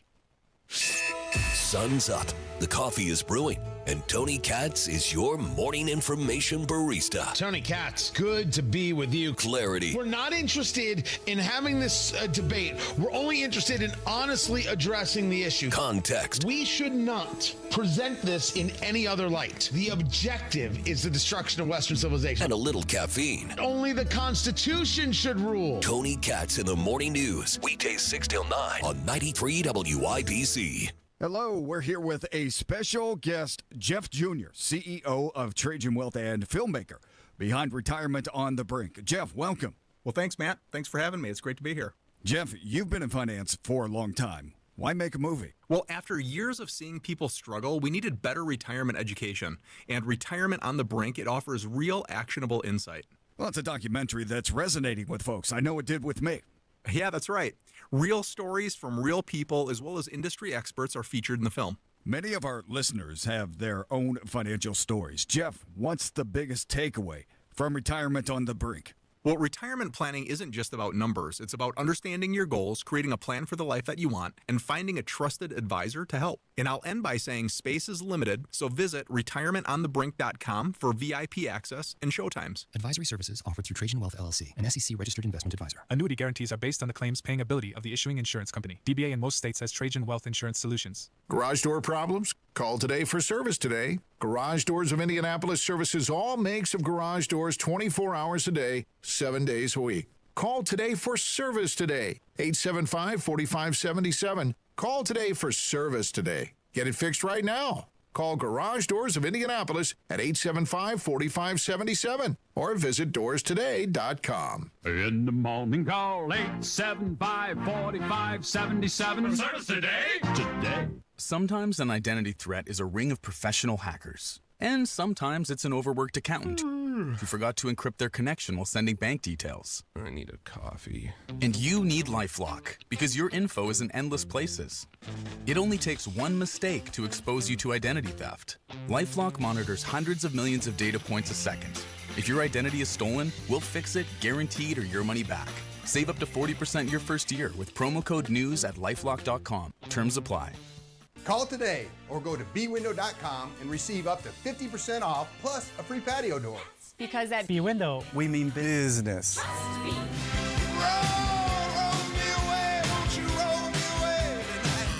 So am I supposed to do some sort of celebratory dance because Braun made another new government agency? The governor announced Julie Q. Smith as the first director of Indiana's Office of School Safety. So, I mean, how many of these new things for all the huffing and puffing that Braun did about I'm a business guy and I'm going to run the state like a business? We created all these new agencies. He created new agency heads. He consolidated this. He brought this person in for that. What happened to the state government? It was a dumpster fire this year, like it's a dumpster fire every other year. And in fact, it might have even been worse because they were $2.5 billion off their projections. So, like, what am I? So this person, and then nothing against her. I'm sure she's a fine individual, but they're just this. He created what's it called? The secured. No, this was the existing. There was already a thing called the Secured School Safety Board. It's going to be absorbed into this new office. By Braun's Office of School Safety. And again, the Capitol Chronicle, amongst others, has a big expose on this. And basically what they do is they disseminate grant money. Yeah. Right? There's like $24 million to 500 Indiana schools. It's going up this year to over $27 million. Correct. And that's fine. This board works under the Department of Homeland Security. So, I mean, it's just one layer of, are you noticing this? It's one layer of government, another layer of government, another layer of government. Like there's all the strings attached to all this stuff. And I'm done like hearing about Braun's done this new and Braun's done this new and added this person. And it's like, well, clearly none of it was any different. The state is still in the same colossally tragic position it was before Braun took over. He just basically like rearranges the deck chairs on the Titanic, and I don't see anything about this other than, again, something for the sake of doing something that's going to make Indiana that much more proficient or better or anything else. The Office of School Safety, it's part of Braun's public safety agenda. The thing I noticed was when he tweeted out about it, he said, during my State of the State address, I promised that I would focus on school safety. It would be a top priority for me. You remember what else he mentioned in that State of the State address?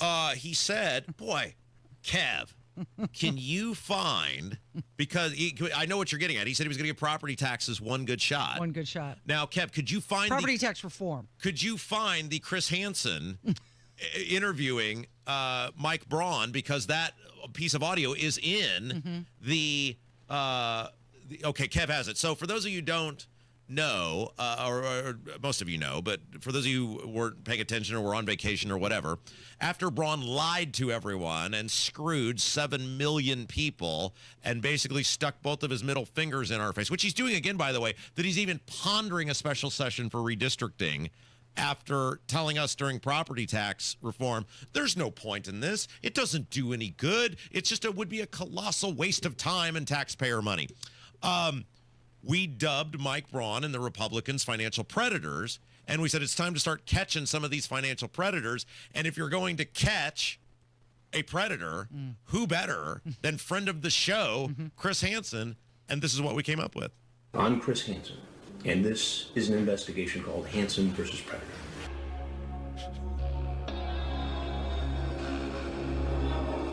What is your plan here tonight? We cannot accept rising property taxes as an unfortunate fact of life, or explore every avenue to reduce the burden on hardworking Hoosier families. How would we do this? I guarantee you that we're going to give it one good shot at getting that back in place where it needs to be. This does not look very good for you. We got a lot over the finish line in the last 2 to 3 days, which was basically late last week. Let's see if any of this sounds familiar while you enjoy your pizza. We can let government inefficiencies impede our success, or reshape government to sincerely serve the people. How about that? Has that line ever worked for you before? So I campaigned on this, made it the #1 issue. You see how this looks. In a state like Indiana, your veto means nothing other than symbolic, and there's no guarantee that you get anything out of it. So if there's anything else you want people to know, anything you want to say, now would be a good time to say it. Too many seniors and young families are getting priced out of their homes due to runaway property taxes. I heard it for 2 years on end. How does this look? How does that look? If you were me, what would you think? You can make that point. I respect it. There's something you need to know, and that is I'm Chris Hansen. And this is an investigation called Hansen versus Predator. I will be signing it, yes. Just a reminder of how the governor lied right to your face, and now when it comes to smooching Trump's butt cheeks and jamming his nose as far in between them as he can, oh, he's open to that. Special session for that, boys and girls, all day, every day. Help you afford to stay in your home? Heck no. Okay, another story came out yesterday, and this one, I don't like it at all. Uh-oh. Yeah. Illinois becomes the first state to mandate annual mental health screenings for public school students in grades 3 through 12. What does that mean? This law is going to take effect in the 27-28 school year, and parents can opt their children out of the screenings. Oh. The screenings will be self-conducted via digital or paper forms. They're intended to flag early signs of depression, anxiety, or trauma, not diagnose them. And then what? Let's say your kid answers something and they have an early sign of that. What does, like, the DCS people show up, or like what why is this the school's job? That's your job as a parent, right? Exactly. I mean, am I Doesn't it seem like it's a bit of an overstep? Well, and that's my question, is what's the end goal with this? Like, why is the school, why is the government at all qualified to be engaging in this? And what's some generic answer on a piece of paper is, and then what? You, like I said, then what? You send in the army? Like, why would you do this? Yeah, I'm with you. This sounds like a horrible idea. The state superintendent said that this is a shift from reaction to prevention in regards to students' mental health. This is the job of mom and dad. Yeah, you're right. And this is another example of the government trying to usurp that authority, say that we know better. And and then here's the thing. You can opt out for now. Right. Now, I'm all for normalizing mental health. But another thing to consider with this is that this could create some issues with your insurance coverage as well. Well, right. That's an interesting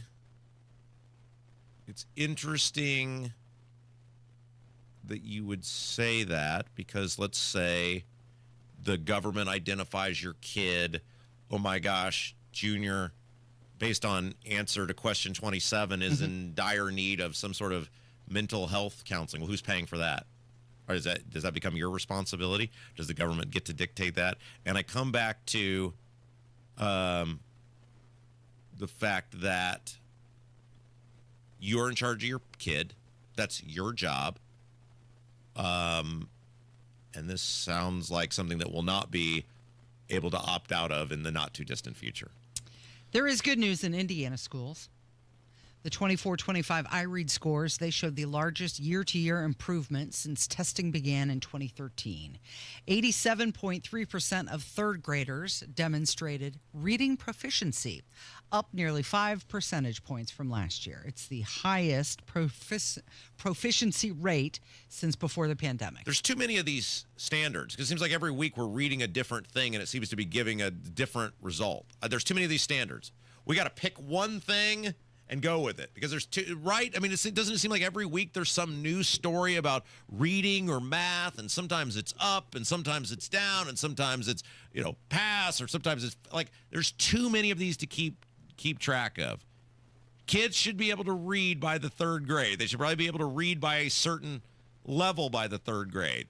If they can't, they probably need more help. But am I just an old man who yells at clouds by saying there's just too many of these things that it seems like we get one of these stories in the Capitol Chronicle every single week? Mm-hmm. Am I imagining that? No, it does seem like there's always something coming out about this.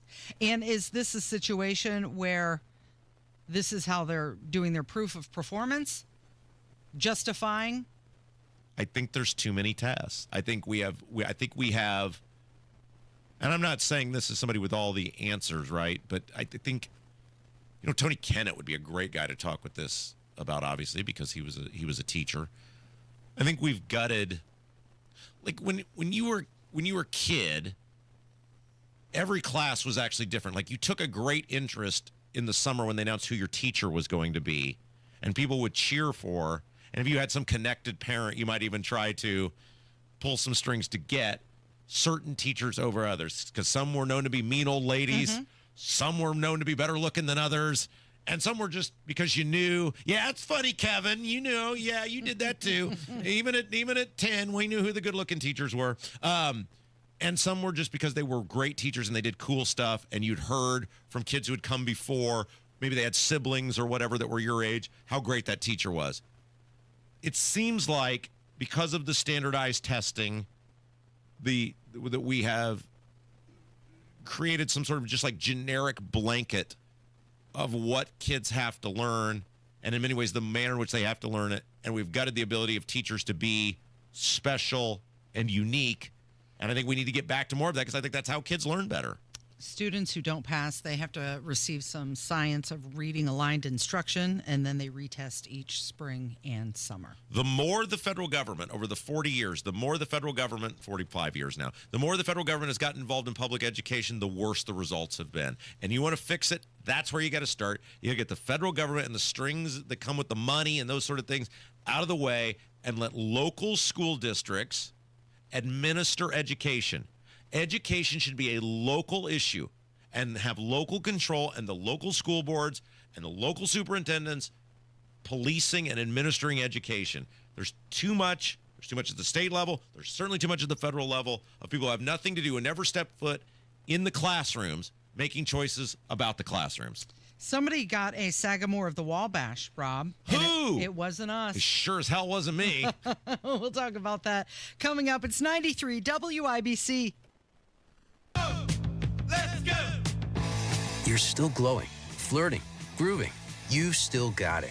But your immune system weakens as you age, making it harder to fight flu, pneumococcal pneumonia, RSV, and COVID-19. Vaccines are a key part of any health routine and help strengthen your immune response. Ask your doctor or pharmacist which vaccines you need. Schedule in minutes at vaxassist.com. Sponsored by Pfizer.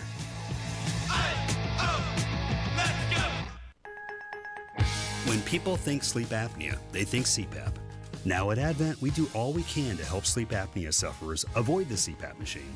And most sleep apnea sufferers who come to Advent are going to be able to avoid a CPAP altogether. Our unique Advent approach using simple in-office solutions can get your nose working and throat open all under one roof. You see, the root of every snoring and obstructive sleep apnea problem lies within the throat, nose, or both. At Advent, we know when we get the nose and throat working properly, most snoring and sleep apnea problems will subside. And we have the most simple and convenient, ultra-effective in-office solutions that can do just that. And this is why people have traveled by planes, trains, and automobiles from corners of the world you would never think of to find the sleep apnea and snoring relief you won't find elsewhere. Go to adventknows.com to schedule your appointment, because Advent knows when you breathe well, you live better. AdventKnows.com. Most insurance accepted. 93 WIBC Mobile News. On the level, on the go. Already making arrests in the nation's capital. It's partly cloudy, 78 on Monument Circle, 87 is the high today. I'm Jarrett Lewis. This report brought to you by Window Nation. Here's what's trending at 10:30. D.C. law enforcement making at least 23 arrests on Tuesday after President Trump placed the Metropolitan Police under federal command and deployed National Guard members to the city this week. House Majority Leader and Louisiana Congressman Steve Scalise says he is glad President Trump is taking action to address crime in the city. They don't care about the safety of their own people. President Trump does. He ran on safety and security. It's one of the reasons so many people crossed over and voted for Donald Trump, and he's delivering. Washington, D.C. Mayor Muriel Bowser met with federal officials on Tuesday, said she will make sure federal and local law enforcement members are being well used. A Democratic senator is responding to allegations from a whistleblower described as treasonous. Senator Adam Schiff denies allegations from a former House Intelligence Committee aide that he approved leaking derogatory information about President Trump during the 2016 Russiagate investigation. The California Democrat calling the whistleblower not reliable, not credible, and a disgruntled former staffer. White House Press Secretary Caroline Leavitt says President Trump wants Schiff held accountable for the countless lies he told the American people in relation to the Russiagate scandal. Schiff was the ranking member and chairman of the House Intelligence Committee during President Trump's first term. Fox's Ryan Schmelz. Tropical storm Erin is on track to become the year's first Atlantic hurricane as it makes its way towards North America. It's projected to become a hurricane by Friday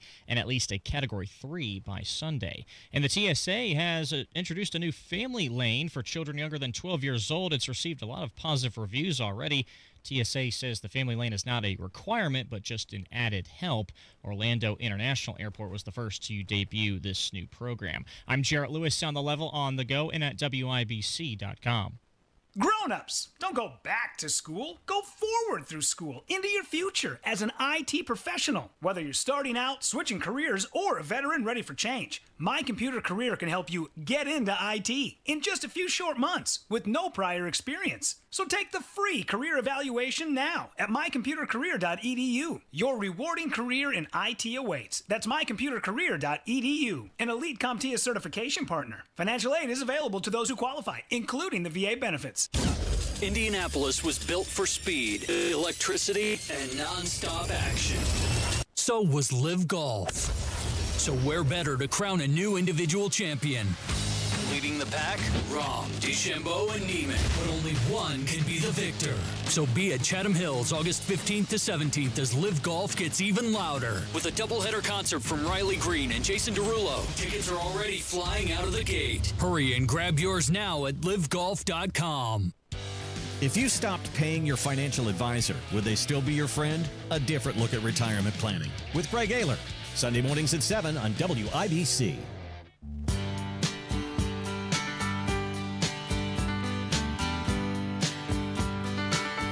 Okay, so there's these. Well, hang on just a second. Just go ahead, Kevin. It's fine. It's fine. But it was long ago. Casey's leaving us, and she wanted to pick the music today. I mean, you're not leaving for good. Yeah, I requested a lot of Bob Seger. Yeah. I mean, you're scheduled to be back Wednesday. Like, you're not leaving permanently. I just wanted to point that out. Very good. It's Kendall Casey Show. I'm Rob Casey's here. For now. Casey's like, Kevin, can you play all the Bob Seger hits? And I'm like, oh my gosh, how many times can we hear Turn the Page? There's more than that one. I'm sure he'll line up Main Street real soon. Yeah. You know what? I get a day, all right? Out of all of the Bruce Springsteen songs that I've endured over the years. Let's just play music people have heard 9,832 times. There's a reason why they like it, because they're hits. Okay, so there's an interesting article from Fox 59 about these wind turbines that are coming to Blackford, Indiana. So head north from here, right? And you'll run into eventually Blackford, Indiana. And I am torn on this because I believe in personal property rights. I believe in freedoms and liberties. However, I also recognize that if you're going to do something that is going to dramatically impact the character of the area and the future of the area, then the public at large gets a say in that, because we all, if they live in the community, they have a vested interest in what's going on. So I see both sides of this in the sense of a farmer's ability to do with his land as long as it doesn't harm somebody else as he sees fit. But then I also see the ability of the people who live in the area to stand up, to protest, to say that doesn't work for us and what we believe this community should be, and to have a voice in that. I bitch all the time at town council meetings about housing developments, about things that are going in, because of the impact they can have on me, both in my taxes, my ability to travel, infrastructure. So I see both sides of this debate. Obviously, you know, I am nostalgic for historical uses of land. I believe in the idea of Indiana's mission of feeding a nation, but I have a very good friend, Farmer Ryan, who sponsors our State House Happening show. Who that's what he primarily does, is he feeds a nation, but also part of his farm has these on them. And he said it. I'm not saying anything he hasn't said publicly on these airwaves. Farmer Ryan, the owner of Freedom Foods Indiana, that they get so much money from these people to put these things on their property versus what they can. It helps subsidize his income. Yeah, versus what he can. He gets more putting these things on his property versus what he can sell the food for. Yeah. And he doesn't have to farm the land. He's like, I'm not the world's greatest cheerleader of these things, but I would be a moron with the ability to do it in the area in which he lives to not put them on there. So this is a heated thing that's going on up there in Blackford, and it's everywhere. And I think this debate is something that everybody better pay attention to, because these, whatever we call them, renewable energy companies are looking to get their version of this, whether it's the solar panels or whatever, any and everywhere possible. It's the Blackford Wind Project, expected to produce energy for the next 30 years. It's being developed by a Texas-based company, and they already operate over 20 similar different facilities nationwide. Construction is already underway for this, and the facility is expected to be online by late next year. Now, the article we mentioned, Fox 59 had it. They did cite some farmers, and one farmer is opposing the project, and he says that it won't truly promote county growth. Revenue will be directed towards the wrong programs. Property values will decline, and it also detracts from the county's agricultural heritage. Yeah, this is where the real conversation comes. What right do you have as a resident of an area? What right do you have? What rights do you have to be able to impact people to do on their property as they see? And that's the real discussion. In this case, like you said, these farmers are making the case it's going to change the character of the area. It is not consistent with historical land use of the area. It eliminates the ability to then do certain things with the land, or other people's potential ability can impact their ability. And look, once the things are on there, that's it. That's what the land's being used for. Now, the argument I might make is, and I have no idea the actual debates, if these have ever been considered. If you told me, Rob, there's a large farm field near you, and that farmer, and this is part of the problem with the farmers getting out of the game, inflation, taxes, the way we don't value or instill farming the way we once did.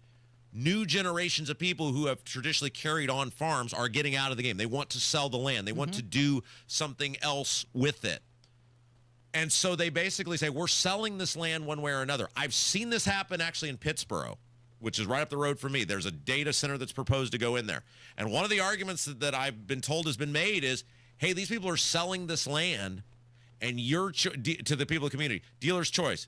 You want 600 acres of high-density housing development where all these people are going to be using your stuff, or you want this one big ugly thing that's going to go there and sit. Data center. We're getting out of this game regardless. Either way. Right? Yeah. And so if we're doing that, you have got to dictate what you want the thing to be there, because it ain't going to be a farm field forever. And so it's a real thing people are struggling with. So if you were to tell me, Rob, it could be these ugly wind turbines, and it'll still be, I mean, they're not quiet, but in terms of traffic or whatever, or you can have a high-density housing development, I guess I would take these. It just sucks you have to make the choice. So they're saying that it helps these farmers diversify their income, just like you mentioned, and that the wind towers, they're going to generate electricity while still allowing a portion of the land for agricultural use. J.D. Prescott supports the project. He called it a win-win for local and regional economic growth. Boy, nobody knows how to piss a constituent off like J.D. Prescott.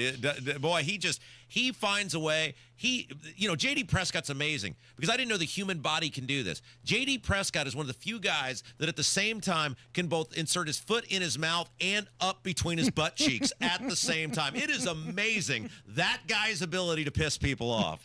He emphasized the importance of diversifying Indiana's energy portfolio, which does include wind, solar, coal, nuclear, and natural gas. All of them. Look, Indiana, especially under Holcomb, and especially in the post-COVID world where money and capital got relatively cheap, it has a lot of space.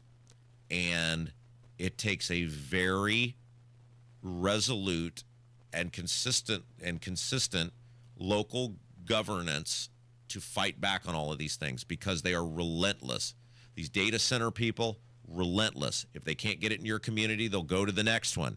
And it's never going to stop. And you've just got, you just like, it's like the whole thing, right? You got to be right all the time. They only got to get it right once because once they're there, they ain't going away. Right. And you just got to get one group of people or whatever, and then just kaput. There it goes. It's gone. So a Sagamore of the Wabash was awarded. Oh, nobody even told me I got one? It's not to you. Oh, darn. State rep from Fort Wayne awarded the Sagamore to Michael and Nancy Uslan. And Michael created and taught the world's first accredited college course on comic books at IU in 1971. He got a Sagamore for that? Like, that's why they're saying, like, he didn't pull a small child out of a well? In 1979, he acquired the film rights to Batman. He served as the executive producer on every Batman film since. He won a Daytime Emmy. He's got some other awards, and he's a current professor of practice at IU's Media School. Okay, so He donated his 30,000 comic collection to IU's Lilly Library. Okay, so he did more than just teach a class on comic books. But given the people who have gotten the Sagamores, like we laugh about this, like the Sagamore of the Wabash Award. For those of you who don't know, it is, I think the Sachem is technically higher, a higher award, but that is so rare that it ever gets given out. The Sagamore of the Wabash pre-Mike Pence was this incredibly distinguished award, and even early Pence. I know somebody who got one under Pence who is exactly the sort of person who should have got it. The person worked for Department of Corrections for decades, service to the state, was a local soccer coach, very successful for his whole life was public service. And that's the sort of person who should be getting this award. The most distinguished best amongst us is what the Sagamore of the Wabash is supposed to be about. Okay, so the honor recognizes decades of service, which you mentioned, philanthropy, and also contribution to the arts. So that's where this award winner is coming in. This is fine. Like, I was having fun with the idea that it was like, there's no way the guy just taught a class on comic books, although anymore, who knows. But what you have seen under the end of Pence, not early on, but at the end of Pence, and then Holcomb basically the whole time, was they totally diluted what the award meant by giving them to politicians. Heck, Raju, I think, has 2 of them. Yeah. With the red, white, and blue. Am I wrong? Didn't I read that? So, yeah. Like they just started giving them away to cronies, to political people. That's not what it's supposed to be. It's supposed to be a way to recognize people who, for love of state, for love of community, spent their lives going above and beyond.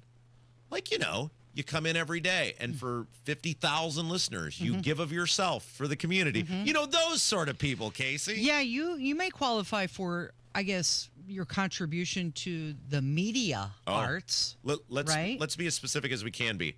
I am never, and I mean ever, getting a Sagamore of the Wabash. Well, I'm glad your expectations are at the right place. All right, Hammer joins us next. It's Kendall and Casey on 93 WIBC. Hammer and Nigel show. If you missed anything from yesterday, the acting ICE director, Governor Braun. It's posted at WIBC.com. And this afternoon, the biggest stories of the day. Let's have a day. The kids are heading back to school, and let's be honest, you're finally getting the house to yourself again, which makes now the perfect time to take care of that roof, siding, or gutters you've been putting off. And Moss Roofing is here to help. Moss Roofing has been helping Central Indiana homeowners for 34 years. They're family-owned, locally rooted, and known for doing things right every single time. Free inspections, honest advice, and top-quality work on roofing, siding, gutters, and windows. They treat your home like it's their own, and they clean up like they were never there. That's why they've got great reviews and a loyal following of happy homeowners. So don't put it off any longer. Let Moss Roofing check your roof, your siding, and your gutters to make sure they're ready for the winter ahead. For your free inspection, call 317-747-3665. Tell them Tony Cat sent you. 317-747-3665. Moss Roofing, 747-3665, or online at Moss, M-O-S-S, mossroofing.com. When people think sleep apnea, they think CPAP.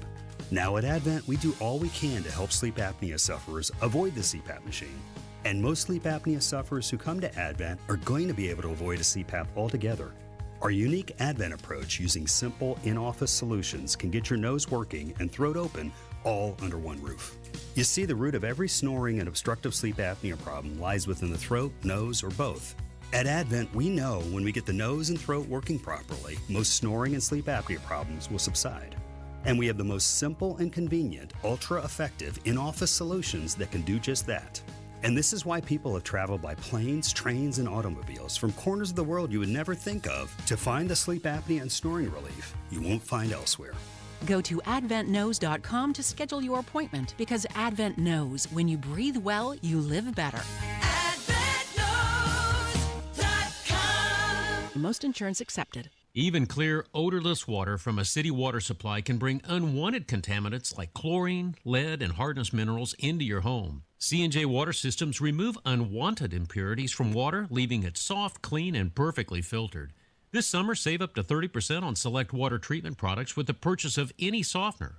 Well Water, City Water, C&J, the official water treatment partners of the Fever, can make every drop in your home pure, fresh, and worry-free. C&J, 317-733-SOFT. Pat Sullivan here with an offer for my friends at Hope Plumbing, Heating, and Cooling that you don't want to miss. For a limited time, Hope Plumbing will buy back your old air conditioning unit for up to $1,500 with the purchase of a complete heating and cooling system. It's time to call them if you're hot.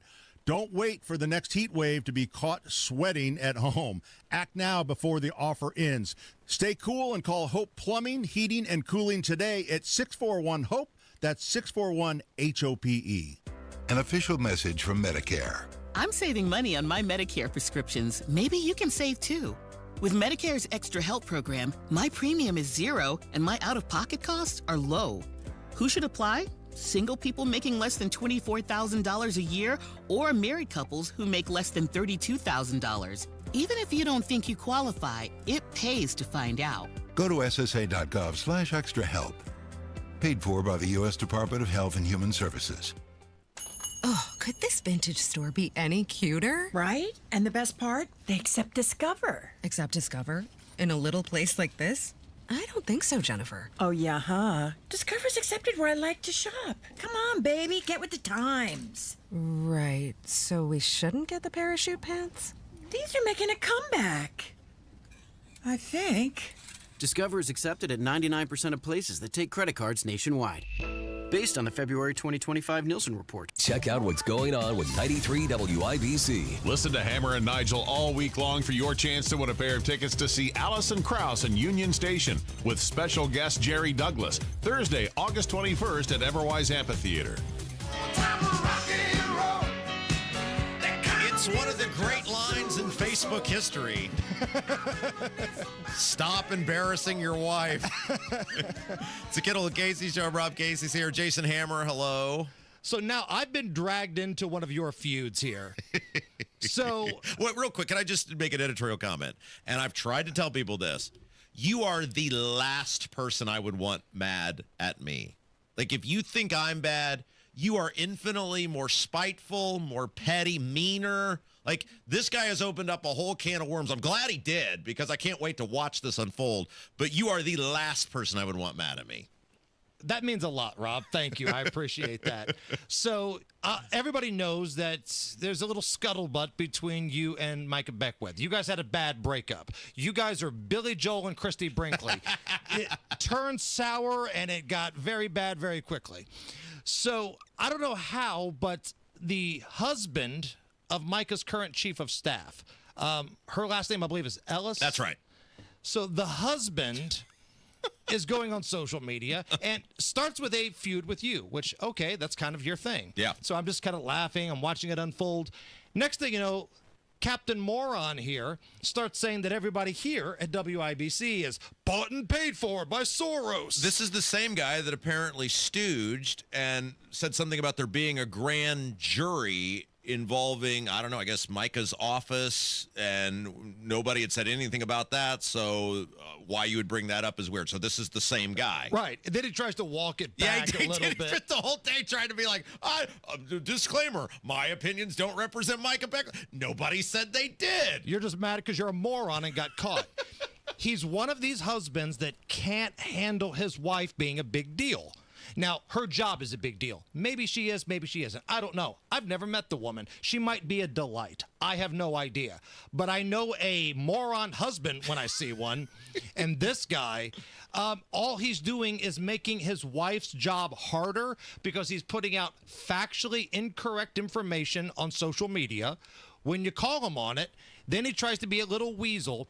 He's one of these dudes with very little self-confidence. His wife has a high-profile job. She's the chief of staff of a flame-throwing Republican in Indiana right now. He can't handle it. So when you call him on it, he gets butthurt. So I simply posted last night those exact words. Stop embarrassing your wife. I believe he's part of this church group that has some sort of pull for the lieutenant governor's office for some reason. I don't know. Again, I've never worked in there, but stop embarrassing your wife. You're making her job harder because you're a moron. And that was basically my message last night. And he kept trying to go back and forth with you, which is a horrible idea. Right. If you want to go down that rabbit hole, you have no idea the pettiness that I'm willing to go through. Like the information that I'm able to find, like when Channel 13 got cute, you think it was just a mistake that all that information of them gambling on Andrea Moorhead's cancer treatment got out there? More people like me than these people. They just don't want to admit they're friends with me. So, yeah, bring it on out there, man. I'm here for it. I didn't start this thing. I'm actually trying to help the wife, who I've never met in my life, because I would feel humiliated. Like because my wife's a bit of a hothead too, the coupon lady. She gets a little mouthy. But if she ever did something that was hurting my job, I'd have to pull the coupon lady aside and say, we're going to have a conversation here. That, I don't think, is happening here, and this moron keeps making his wife's job harder. What husband does that? Speaking of conversations, you had one with the governor yesterday. We did. We talked about a number of things. We talked about the meeting with J.D. Vance, is the gerrymandering, are there going to be redistricts, all that kind of stuff. But the interesting stuff to me was when we brought up the controversy that's currently happening at the lieutenant governor's office. And again, go back and listen to it. And this is my opinion. I asked Nige if he felt this way. I couldn't really get a good read on how he felt. But I just get the impression Braun is worn out by having to deal with all this stuff. Now, you can criticize the governor for all the things you want. Okay, that's fine. That's a separate conversation. But the governor should never be worn out by the lieutenant governor. The president should never be worn out by the vice president, right? So it just feels to me like he's dealing with a teenage kid that keeps going out past curfew and breaking the law. And here he is going, I'm trying to work here, and this moron keeps going out and making things hard. Just like the husband who's making things hard for his wife. You know, his wife's working hard as a chief of staff, and Mr. Insecure husband here can't handle it. I get the impression, my opinion only, that Braun is just worn out. Because, again, Beckwith wasn't his choice anyway. What is coming up? You have a very fabulous #1 rated radio program. What are we doing? You have a special guest this afternoon, don't you? So, Live Golf announcer Pat Perez. Yeah! I'm going to tag you into this conversation, Rob. So excited. So you're the golf guy. So I want you to come on here and talk to Pat Perez with us. I love this. I'm so excited about this. He has some of the coolest hair in all of golf. He's a wild guy. He's a fun guy. He's had like a mullet before, but I think he might be clean cut now. Yeah, it's very disappointing. Yeah, so Live Golf going to be here Friday through Sunday. And so you got the Pat Perez. The Pat Perez. Tony Kennett's in Israel. We're going to check in with him. And the biggest stories of the day. And I'll try not to embarrass my wife like the chief of staff at the lieutenant governor's office. It's a Kendall Casey show. 93. Stop embarrassing your wife.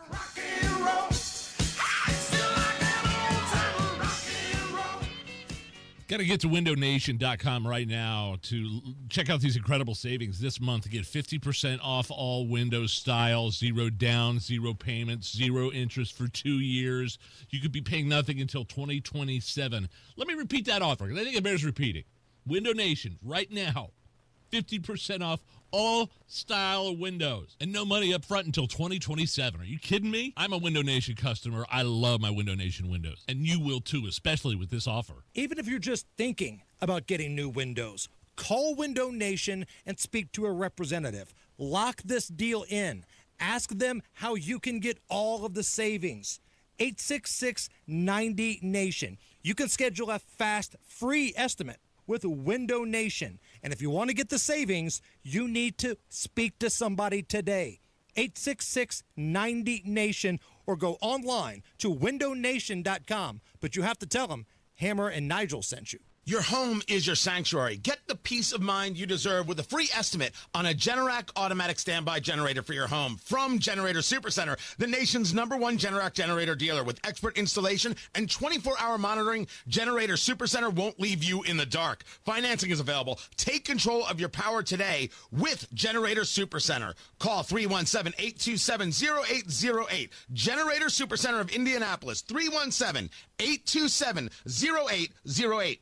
Luxury awaits you at Tom Roush Lincoln & Fishers. Come see the full line of breathtaking Lincoln vehicles at Indiana's premier Lincoln dealership. From the moment you arrive at Tom Roush Lincoln, you'll know you've arrived. Shop over 200 new Lincolns in our state-of-the-art family-owned and operated dealership with no pressure. Just the award-winning service and respect you deserve, plus complimentary pickup and delivery for service. Luxury awaits you at Tom Roush Lincoln & Fishers. You want to see basketball played the way it's supposed to be? Tune in to Ice Cube's Big 3 this summer. Watch stars like Dwight Howard, Kemba Walker, Joe Johnson, Michael Beasley, and many more, along with Hall of Fame coaches. Experience the fast pace and physical play and fun action that defines the game. You know what it is. It's the Big 3. Catch the best professional 3-on-3 players in the world live every weekend on CBS and Vice. Yay, yay! Texting enrolls you into reoccurring automated text messages. Consent not required to purchase. Message and data rates may apply. Hey, Dan, how you doing? Haven't seen you around the gym for a while. Yeah, I've really fallen off. Since I turned 40, I just don't get the results I used to get. Could be lower testosterone. Lower T? Yeah, I went through it a while back. Once you hit 40, your body has less free testosterone. I got Nugenix Total T, and it's made a huge difference for me. I've seen that ad on TV. Is it for real? Oh, yeah. The key ingredient is something called Tesnor, which helps boost free and total testosterone levels to help you trim up and stay lean. And it's made a difference for you? you? Man, I feel like I'm in my 20s again. At work, in the gym, and in the bedroom. Are they still giving out complimentary bottles for people to try it for themselves? Yeah, you just need to send them a text. Text SAVVY to 42424 right now for your complimentary bottle of Nugenix Total T, the #1 selling testosterone booster at GNC. Plus, text now and we'll include a bottle of Nugenix Thermo, our most powerful fat incinerator ever, to help you get back into shape fast, absolutely free. Text SAVVY to 42424. That's SAVVY to 42424. It's Pet Appreciation Month at Zero Res. Get 3 rooms clean for $129, 15% off the pet odor treatments, $50 off air duct cleaning. ZeroResIndy.com. Call today or go to bwindow.com and receive up to 50% off plus a free patio door. Because at B-Window, we mean business. Coming up in 2 minutes from the Technology Recyclers Studios, what's making Indiana Democrats travel to Chicago today to meet up with Democrats from Texas. Why the governor is meeting with his lieutenant governor this morning, the chances of rainfall today in parts of Indiana, and who the Colts will be practicing with this week leading up to their second preseason game. You're listening to 93 WIBC, WIBC HD1 Indianapolis. It's 11 o'clock.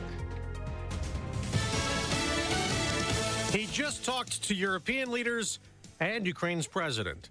I'm Dave Anthony, Fox News. As President Trump keeps trying to work out a way to stop Russia's war in Ukraine. This call considered quite pivotal, considering the president will be heading out to Alaska on Friday for his rare one-on-one summit with the Russian president. President Zelensky made some comments just a few moments ago while speaking in Berlin, in which he said he believes the main topic on Friday between Trump and Putin should be a ceasefire between Russia and Ukraine, and that he hopes future meetings will involve all 3 countries, Ukraine, Russia, and the United States. Remember, the meeting on Friday is just going to be with Putin and Trump. Fox's Mark Merritt at the White House. A legal victory for President Trump this morning related to his slashing of the U.S. Agency for International Development. A federal appeals court has lifted a lower court injunction that had required the Trump administration to continue making foreign aid payments. The cutbacks to USAID had stopped.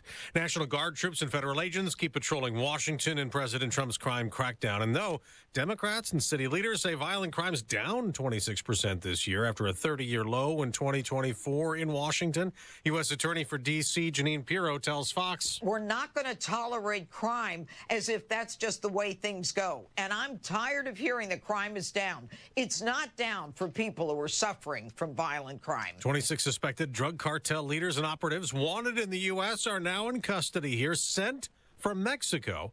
And Attorney General Pam Bondi says they face severe consequences. Those handed over are facing charges related to drug trafficking of fentanyl, cocaine, and meth, as well as human trafficking, money laundering, kidnapping, and the illegal use of firearms. One suspect is accused of participating in the 2008 murder of an L.A. County Sheriff's deputy. Fox's Griff Jenkins has been flooding in East Tennessee. Some people needed to be rescued from homes and submerged vehicles. And then early this morning, a tree fell into a car, killing a mom, a dad, and a child inside. America's listening to Fox News. 93 WIBC Mobile News. On the level, on the go. Taking their matters up north. Partly cloudy skies, 78 in the Circle City, a high of 86 today. We'll have more on the weather in just a moment. I'm Jarrett Lewis. It's 11:02. This report brought to you by Gutter Helmet. Democrats from Indiana are visiting Texas Democrats in Chicago today to protest redistricting. Democrat Representative Mitch Gore says the whole idea of redistricting in Indiana is ridiculous since Republican U.S. representatives outnumber Democrats in the state 7-2. Indiana Governor Mike Braun would have to call a special session for that to happen. In a Tuesday interview with WIBC's Kendall Casey, Gore said he cringes at the idea. To call a special session instead and to spend hundreds of thousands of dollars in taxpayer dollars to what? Get 2 more seats in Congress, for 2 years? It's insane. Gore is one of several Democrats in Indiana scheduled to be in Chicago today. Meanwhile, Governor Braun told WIBC's Tony Katz this morning that he would be meeting with his Lieutenant Governor Micah Beckwith. This after the deepfake AI porn controversy that some say started in the Lieutenant Governor's office, with a member of Beckwith's staff showing a video to other staff members. An Indianapolis program that provides overnight parking for people living in their cars is temporarily shutting down. Safe Park Indy's director says the initiative has grown too large to manage. The program was considered groundbreaking, providing a vital service for a population often overlooked in homelessness discussions. Depending on where you are, there's a chance for rain today, and with that rain, may bring some thunder and lightning, says forecaster Greg Mello. Sure, lightning is always a threat, and we always mention, we love that messaging that when thunder roars, go indoors, especially important in the summertime. When everyone wants to spend time outdoors, have a lot of activities outside. We always stress that go indoors if you hear thunder. He says tonight should be calm with some fog in spots and cooler temperatures. Thursday expected to be less humid and more comfortable. The Colts and the Packers began joint practices today as they prepare to face each other in preseason action later on this weekend. New Colts running back DJ Giddens on what he's focusing on. Really everything. I got really work on everything, technique. So it ain't really one specific thing I'm thinking about. It's just getting better in every phase. Daniel Jones is slated to start Saturday's game at quarterback. Anthony Richardson will likely see some time after Jones. And the Indiana Fever are looking to rebound later on this week after suffering a nail-biter of a loss to the Dallas Wings 81-80 last night. They will have the Washington Mystics on Friday at Gainbridge Fieldhouse. I'm Jarrett Lewis on The Level, on the go, and on WIBC.com. Pat Sullivan here for Gutter Helmet. Are you still putting screens on your gutters? If the holes are too big, debris gets in, and you're still cleaning your gutters. If the holes are too small, it sits on top, and now you're cleaning the screens. I have Gutter Helmet on my home, and it has no holes, slots, or screens. It keeps the debris out and the water in. Since 1981, Gutter Helmet has been America's #1 choice for gutter protection. Right now, Gutter Helmet is offering a 17% discount plus 12 months, no interest financing if paid in full within 12 months. Call 800-5HELMET, that's 800-5HELMET, to schedule a free estimate. 17% off, restrictions apply, and cannot be combined with other offers. Call Gutter Helmet today at 800-5HELMET. That's 800-5HELMET, or gutterhelmetindy.com, and never clean your gutters again. You're listening to Rob Kendall. When we talk about sending money somewhere, we're talking about printing the money because we have no money. And Casey Daniels. My government would never lie to me, would they? On 93 WIBC. Wait. You're telling me Chuck Schumer allegedly invented fake people? He did, and he uses them all the time as reference. They are named the Baileys. They're a middle-class couple from Massapequa, Long Island, and they have been invented by Chuck Schumer as a centrist swing voter archetype. English, Casey. What do you mean? What do you mean they invented them? Okay, so let me see if I can put this in terms you might be able to understand. Sure. When you were a young radio disc jockey, did your boss ever say, okay, your target demo is a 25 to 54-year-old male? Okay. So in your mind, I want you to picture that man. Give him a name and give him an age, and that's who you're talking to on a daily basis. Okay. So in your mind, you go, okay, sure. My guy's name is Joe. He's 40 years old, and he drives a truck. Okay. And every time you crack the mic, you're supposed to picture Joe in your mind. Sure, absolutely. This is what Chuck Schumer has done, only with voters. And he's been using them for years. He put out a book in 2007 called Positively American. He mentioned the Baileys, this fake couple, 265 times. Whoa. So, okay, what you're talking about is we would do it in our heads, except he has verbally espoused or in the written word that these he's people mentioned them in speeches that he's doing good work for, or he's trying to help as a senator or whatever. Yes. He's presented them to the public as actual human beings. Correct. And John Oliver, who on his late week tonight, he hosts a talk show, he was talking about these fictional characters, Joe and Eileen Bailey. But I actually want to talk less about Chuck Schumer himself and more about two of his favourite people, Joe and Eileen Bailey. They're a couple that throughout Schumer's career, he has talked about a lot. They're a middle-class couple in Massapequa, which is a suburb on Long Island. Joe and Eileen Bailey, this middle-class couple, they bought into Reagan Republicanism in 1980. Joe and Eileen are worried about losing their jobs or their friends' jobs. The Baileys really don't believe in trickle-down. They don't believe in a whole lot of government spending, but they believe in tax breaks for kids to go to college. He's an insurance adjuster and lives in the New York suburbs. By New York standards, he makes $50,000 a year. If he lived in the middle of the country, he'd make $40,000. Wife works in a medical office. She makes about $20,000. She might make $15,000 elsewhere. And, you know, I have guided my political life through the Baileys. The Baileys have guided Chuck Schumer's political life, which is a little weird given they don't exist. Seriously, he invented them. Schumer first introduced the world to the Baileys in his 2007 book, Positively American, Winning Back the Middle-Class Majority, One Family at a Time. In it, he mentions the Baileys an astonishing 265 times in 264 pages. But he'd apparently been talking about them for years before the book was published. One of his former spokespeople said he's always asking, what would the Baileys think? And to be fair, Schumer acknowledges that some may find this a little weird. If you ask my staff, I've been talking about and talking to the Baileys for 15 years. I have conversations with them. One of my staffers once said I had imaginary friends to the press. Got me in some trouble. But these people are real, and I respect them, and I really love them, and I care about them. Okay, sure, but they're literally not real, Chuck. They don't exist. So this is what I'm confused about, because he almost contradicts himself there. Like, he appears to acknowledge they're not real, but then he says they are real. Is he trying to say, see, this is where the habitual lying. These people invent such doomsday-type scenarios that they can't even find people that meet the scenario they've laid out on why you need government intervention, why you need the government to do this or that.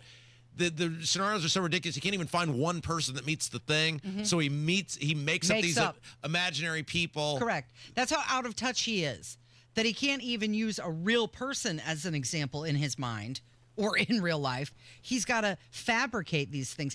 He goes on, he detailed a fictional backstory of them. Joe sings the anthem at Islanders games. Eileen runs clothing drives at church. They eat Kung Pao chicken and watch mainstream TV. It just goes on and on and on. And he's been doing it for years. So it's almost like he's trying to have his cake and eat it too, where he'll sort of acknowledge they're not real so that if he gets called on it, he'll go, well, these are just people that I made up. But he's really trying to do enough where he wants you to believe that they're real, and he knows most media. See, this is why Biden got away with it for years. Biden lied so much when he had his mental faculties. He was a liar then, too, because nobody... Does this sound familiar? Somebody who lies habitually because they've always gotten away with it, and nobody will hold them to account on it. And then once you hold them to account on it, then you become the bad guy. This is why these politicians do this, because they know...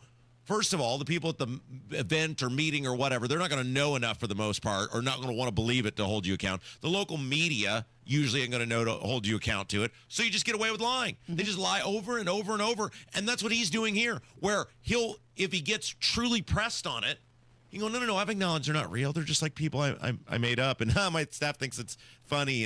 And one time they said I have imaginary friends. But he cites them in speeches like they're real. This is my point. Yeah. Because he is trying to present them as real people.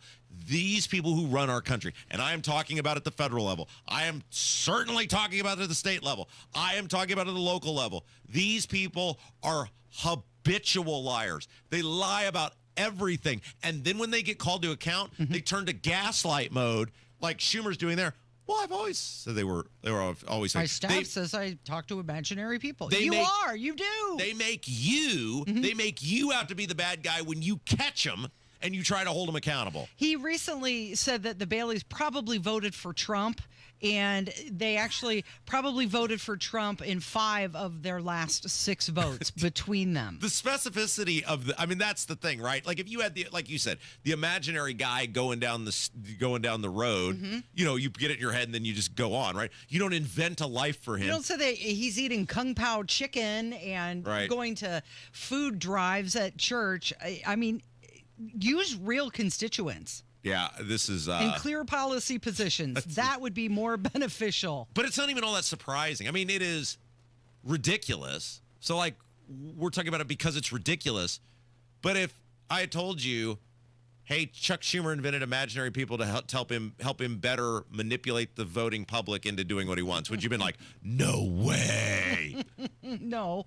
I'd say, yeah, that sounds about right. Right. And this, and part of the problem with this is we have so lowered the bar or the standard for acceptability that story, you're just like, yeah, probably. And I still don't understand. This is what I still struggle so much with, Casey.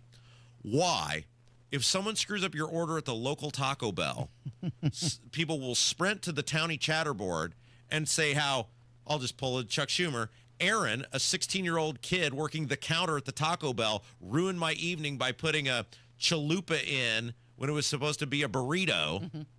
But yet your government uses you, abuses you, lies to you, manipulates you, and you can't even be bothered to go vote these bums out. Okay, so you've got Donald Trump and Putin who are going to be meeting. Do we know when? So it's supposed to happen Friday in Alaska. First such meeting in 4 years. Putin's first U.S. visit since 2015. Ukraine not participating. And you, like, what do we, okay.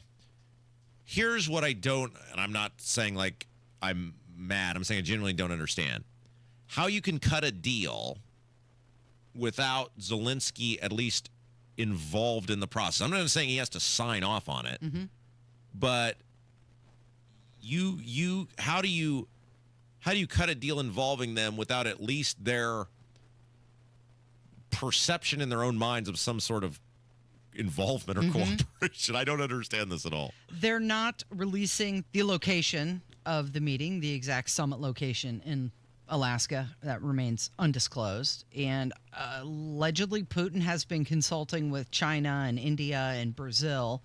But it does make you wonder, is Ukraine the top priority or the only thing they will be discussing? Imagine that. You've got Trump, President of the United States, Putin, leader of Russia. Well, and I know this is an unpopular opinion, especially in this country, but I can give you 30 reasons we should be friends with Russia. I can give you about 0 reason we should be friends with Ukraine other than being not friends with Russia. I mean, I'm sorry.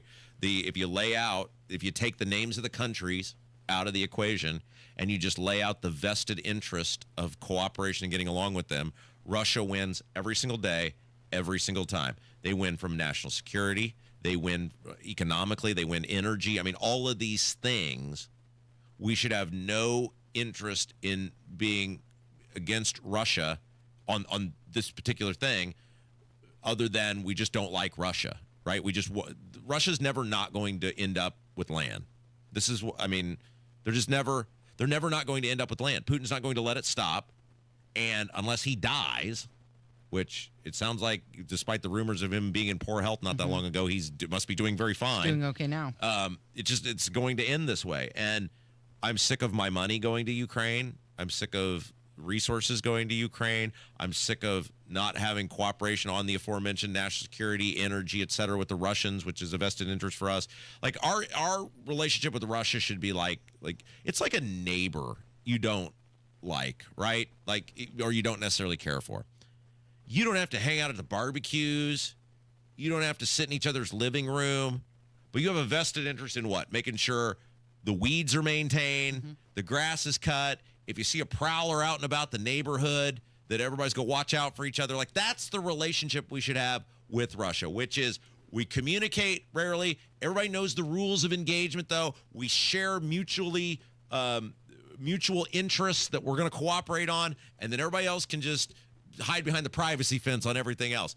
That's what the relationship would be with Russia, and we don't have that right now because of Ukraine. NATO's Mark Rutte said that he believes Trump is just testing Putin's seriousness, and if it's genuine, the next steps will then involve Ukraine and Europe. All right, let's take a break. When we come back, Abdul will be with us. He has a big old update on the AI Porngate allegations. He'll tell us about that next. It's Kendall and Casey on 93 WIBC. From red carpets to red states, actor Nick Searcy has seen it all. He starred in the FX TV show Justified and movies like The Fugitive and Castaway. But what he saw in Hollywood and Washington, D.C. changed everything. He'll join Tony Katz for one night of unfiltered stories, sharp insight, and a little bourbon on the side. From Hollywood to the heartland. Saturday, August 23rd at West Fork Whiskey Company. Brought to you by Premier Arms and Boer Remodeling. Tickets on sale now at WIPC.com. Lanny went to college and racked up huge debt. A little bit over $100,000. For a degree he couldn't use, now what? I had a friend that went to my computer career. They even helped him get hired immediately after graduation. One of the things I love about IT is that you can work from anywhere you want. You could become an IT pro in just months, including cybersecurity and the basics of AI with zero experience at mycomputercareer.edu. My Computer Career, an elite CompTIA certification partner. It worked for me, and I know it can work for you. This is one student's experience. Individual results vary. Garage Doors of Indianapolis is everything that's right about Central Indiana. They've been locally family-owned for 50 years, helping our local economy remain strong by employing 70 families. Garage Doors of Indianapolis is proud to do business right here in the great state of Indiana. They're a conservative-minded company that shares our values and stands by their products and services. You can call Garage Doors of Indianapolis today for service today. 875-4577, 875-4577, or visit doorstoday.com. You want to see basketball played the way it's supposed to be? Tune in to Ice Cube's Big Three this summer. Watch stars like Dwight Howard, Kemba Walker, Joe Johnson, Michael Beasley, and many more, along with Hall of Fame coaches. Experience the fast pace and physical play and fun action that defines the game. You know what it is. It's the Big Three. Catch the best professional 3-on-3 players in the world live every weekend on CBS and Vice. Yay, yay! Call today or go to bwindow.com and receive up to 50% off plus a free patio door. Because at B-Window, we mean business. So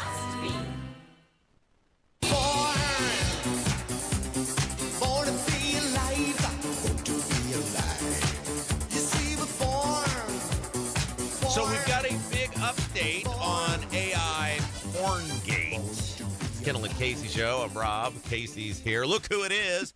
He's an author. He's a broadcaster. He's a provocateur. Abdul-Hakim Shabazz. Hello. Good morning, my friend. How's it going? I'm doing all right. So yesterday... We're doing much better than the Braun administration right now, I'll tell you that. So yeah, he and the Beckwith administration. He was on with Hammer and Nigel yesterday. He did not seem like a guy that was very thrilled with the things that are being thrown at him. But hey, everybody wants the job until they have to do the job. But so yesterday, Hammer and I got into this, that the chief of staff, Micah Beckwith's chief of staff, her husband.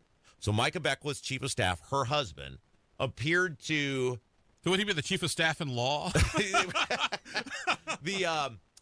He appered to, on social media, allude to there being a grand jury investigation. I posted the screenshot of it up. He's tried to backpedal out of this. I mean, he's word saladed himself. But he appeared to say, unprompted, that there was a grand jury investigation going on into something with Micah Beckwith's office. And you now are here to say that your sources have confirmed that? My sources confirmed that even before he made it public. Well, yeah, I mean, him stooging himself or on the office or whatever, that's a whole different thing. But let's deal with the guy who's on the ground getting the facts and is going to come on this radio show, which he is not going to. You can say that you are confirming that. Yes, there is a grand jury investigation, and not just on the AI porn stuff. Because usually the way these investigations start is not necessarily how they finish, because when you find one thing, there's another one and another one and another one. And I know for a fact that one of the things the grand jury is reported looking at is possible ghost employment and falsified time cards. For example, people saying that they're saying they were at work, they're supposed to have signed in, maybe not have signed in, out doing other political type things or whatever that is. But I do know for a fact that a grand jury is looking at a state grand jury is looking at those possible things, and the federal government, the FBI, is also looking at some stuff too, because we've got images and they've got the federal law that's involved, and also the state law that's involved on creating fake images and from a sexual nature to go after somebody. Okay, so this is interesting, because one of the things I keep seeing on social media is people go, "Well, where's the video? Where's the proof?" And my question on this is, and now obviously you're operating off saying there is indeed a grand jury. Your sources have told you this. But I was operating off the guy yesterday mentioning grand jury. And I said, have you ever seen a prosecutor ever? Because we know the prosecutor's office is investigating at some point, in some capacity. We knew that. Craig Haggard, whose wife is at the center of this alleged sharing of AI pornography, had talked to the Marion County prosecutor's office. But I said, whether it's a prosecutor's office, grand jury, have you ever seen them run out and go, here's all our evidence, now we'll go to our bunker and deliberate? Can you, you're an attorney. That's not how the system works. No, it is not how the system works. And number one, because my thing is this: if you did this investigation, which the Beckwith folks claim they did this investigation, there was no wrongdoing. Okay, well, where's at the very least, where is the final investigative report? Right. Who conducted the investigation? Who did they talk to? Because to do all this over a weekend, It's like, yeah, we're going up to Michigan to go to the beach, and we're going to do an investigation too on an AI porn, and we'll have it all back for you on Monday at 9:00. Like, no, investigations don't work that way. Yeah, so let's get into that for a second, because this is the thing. People are like, Rob's spinning, he's manipulating. No, I want to know one thing. I want to see that investigation, because it is like common sense would tell you these guys that are accused of this, not only were they workers, one was an employee, one was an attorney for hire in the office. They're not only people that are working there in the office. They're some of Micah's biggest supporters and best friends. If you had definitive, I believe the term is enablers. Look, I'm not getting into that. That'll all come out, whatever. Doing a grand jury investigation. Well, I don't know. I don't know about any of that. What I do know is that if you had proof that these guys who you're uber close to, that you had state police come in, we know it wasn't Marion County Prosecutor's Office or IMPD that came in, or Forensics RS or whoever you had come in, and they found definitive evidence in one day. By the way, that ain't how forensics investigations work. They don't find stuff in one day. But even if they did, and you could not only clear these guys, but set these guys up to sue Tom LaBianco, the journalist who broke the story, for everything he's got. And Micah would love that fight. What are we on, day 12 or 13 now? Why would you let your guys twist in the wind like that? I said this yesterday. If that's the case, if he has that proof and he's sitting on it, he's not only a crappy boss, he's a crappy friend, and those guys shouldn't stand for it. Those guys should be coming out and demanding that he release all the information. But once again, when you're part of Enablers Are Us, this is what you get. And the other thing too is what I don't fully believe that Micah fully appreciates just yet is this could be I'm trying to find the right word. This could be the political kill shot, because so many people have been like, we can't stand Micah Beckwith, can't stand his people, but legally there's nothing we can do to get him out of office. He's stuck there. He's staying there. This could change everything. Abdul is our guest. You can find him over at indiepolitics.org. Real quick, I did want to touch on redistricting. We got into this with Jim Merritt earlier. This seems like, we talked about this on State House Happenings. This seems like Bray and Houston, you saw the looks on their faces. They were leaving that meeting last week with the vice president and the governor. I don't think they want any part of this, because the Pandora's box that they're potentially opening versus whatever quote-unquote reward they would get. This idea of a special session on redistricting, these guys are hoping more dudes like Jim Lucas and Danny Lopez and Tomes and whoever the other ones are that have come out, because I think they just are like, we don't want anything to do with this. Behind the scenes stuff, what say you? Well, let's put it this way. I sent a text message to a very prominent state elected official recently. So, you guys really going to do this? And they did not respond, which tells me everything that I need to know. When I don't get it, usually I'll get an answer with like an hour or maybe like a day or two. When I don't get an answer, period, that tells me everything that I need to know. And when I go through official channels, Abdul, we weren't in the meeting, we really can't talk about it. That tells me, once again, everything that we need to know. Are they going to be able to strong arm? No. Enough Republicans into going along with this? No. You don't think so? No. Do you think that Braun can't call a special? He's going to have to do a vote count before he decides to do this. Well, he can call a special session, and Jim, like I'm sure Jim mentioned earlier today, he can call a special session, but once they're in, they can do whatever they want. You can't just call a special session for redistricting or abortion. Anything can happen during a special session. Right, but that's my question. And by the way, a special session would probably cost about $300,000 in a place where you can't get your property tax relief. Yes. But we'll spend $300,000 to do something that's probably going to get thrown out anyway. But the bigger issue, and you talked to the State House Happenings, got about a minute left here, is right now, if you're a Republican in Indiana, now some people are having trouble with this, but you just got to be scandal-free and show up, and you're going to largely keep winning. They're going to keep the supermajorities, blah, blah, the statewide offices, blah, blah, blah. You are potentially pissing off so many people who otherwise don't care, won't vote, won't be motivated. If you try to, especially the 7th District with Andre Carson, if you get cute with that, you are creating potential havoc for yourself. I'm not saying it's going to be, but it could be. And Bray and Houston, they don't want any part of that headache. Look at it like this. It is the absolute perfect storm. You have the property tax people who are already mad at Governor Braun. You've got the Micah Beckwith people who are already mad at Governor Braun. You got the progressives who are already mad at Governor Braun. You got the establishment class is like, oh, God, really? Seriously? They're not quite mad yet. But you're basically doing everything possible to bring Democrats back into power in 2026 and 2028. All right. Find him over at indiepolitics.org. Abdul Hakim Shabazz, thank you. And by the way, if Republicans lost, I don't necessarily think that would be a bad thing. Oh, I agree with you. I think the best thing for this state would be if Bo Bai runs for Secretary of State next year and beats Diego Morales. But that's a conversation for another day. Kendall Casey Show, 93 WIBC. So do you have more than $200,000 saved for retirement? You could put that money in the stock market, but you have no idea what will happen with it. Or you could make a smarter move and get a 20% upfront bonus and a competitive return that's averaged more than 10% annually over the last 10 years. All right, here's the math. If you invest $200,000, you get an upfront $40,000 bonus. Now that's $240,000. That $240,000 could earn 10% or $24,000 in the first year. So by year end, your original $200,000 could grow to $264,000. Get all $100,000 could grow to $264,000. Get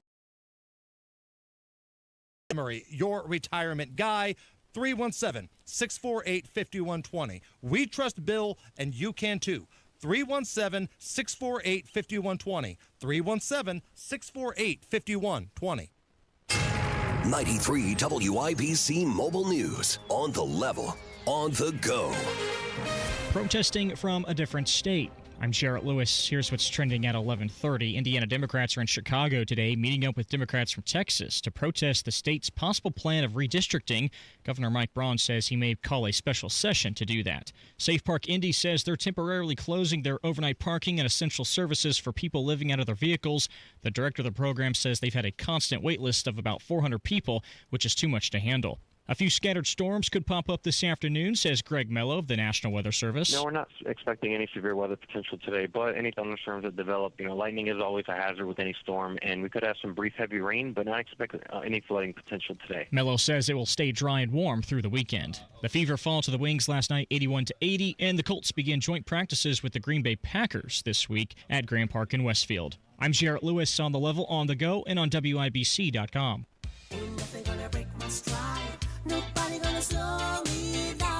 Don't let pneumococcal pneumonia break your stride. If you're 50 or older, you're at increased risk. So be proactive with Capvaxive pneumococcal 21-valent conjugate vaccine to help protect against invasive pneumococcal disease and pneumonia caused by certain types of pneumococcal bacteria.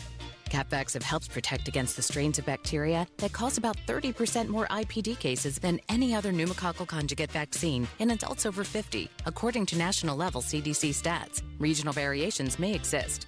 Don't get Capvaxive if you're allergic to the vaccine or its ingredients. Tell your doctor if you have a weakened immune system. Common side effects include injection site reactions, feeling tired, headache, muscle aches, and fever. Capvaxive does not protect against all strains. For more information, call 1-800-927-8888 or visit capvaxive.com. Ask your doctor or pharmacist about Capvaxive. Need help paying for your Merck vaccine? Visit merckhelps.com. Sponsored by Merck. Progressive presents Employee of the Month. Small Business Edition. Today's recipient from Michaela's Mobile Spa, Michaela! Michaela got a quick business insurance quote from Progressive and chose from over 30 customizable coverages. Sure, it helps she's her only employee and does literally everything. But while others would rest on their laurels, Michaela was hard at work saving big. So take that, hypothetical other employee who doesn't exist. Be your own Michaela. See if you could save in as little as 8 minutes at ProgressiveCommercial.com. Progressive Casualty Insurance Company and Affiliates. Coverage is not available in all states or for all vehicles and coverage selections. Oh, could this vintage store be any cuter? Right? And the best part? They accept Discover. Accept Discover? In a little place like this? I don't think so, Jennifer. Oh, yeah, huh? Discover's accepted where I like to shop. Come on, baby, get with the times. Right, so we shouldn't get the parachute pants? These are making a comeback. I think. Discover is accepted at 99% of places that take credit cards nationwide. based on the February 2025 Nielsen report. Join Sertoma Club of Greenwood for Wham Fest, a festival of wine, art, music, and microbrew. Saturday, August 16th at Greenwood's Craig Park. Tickets and more at whamfest.com.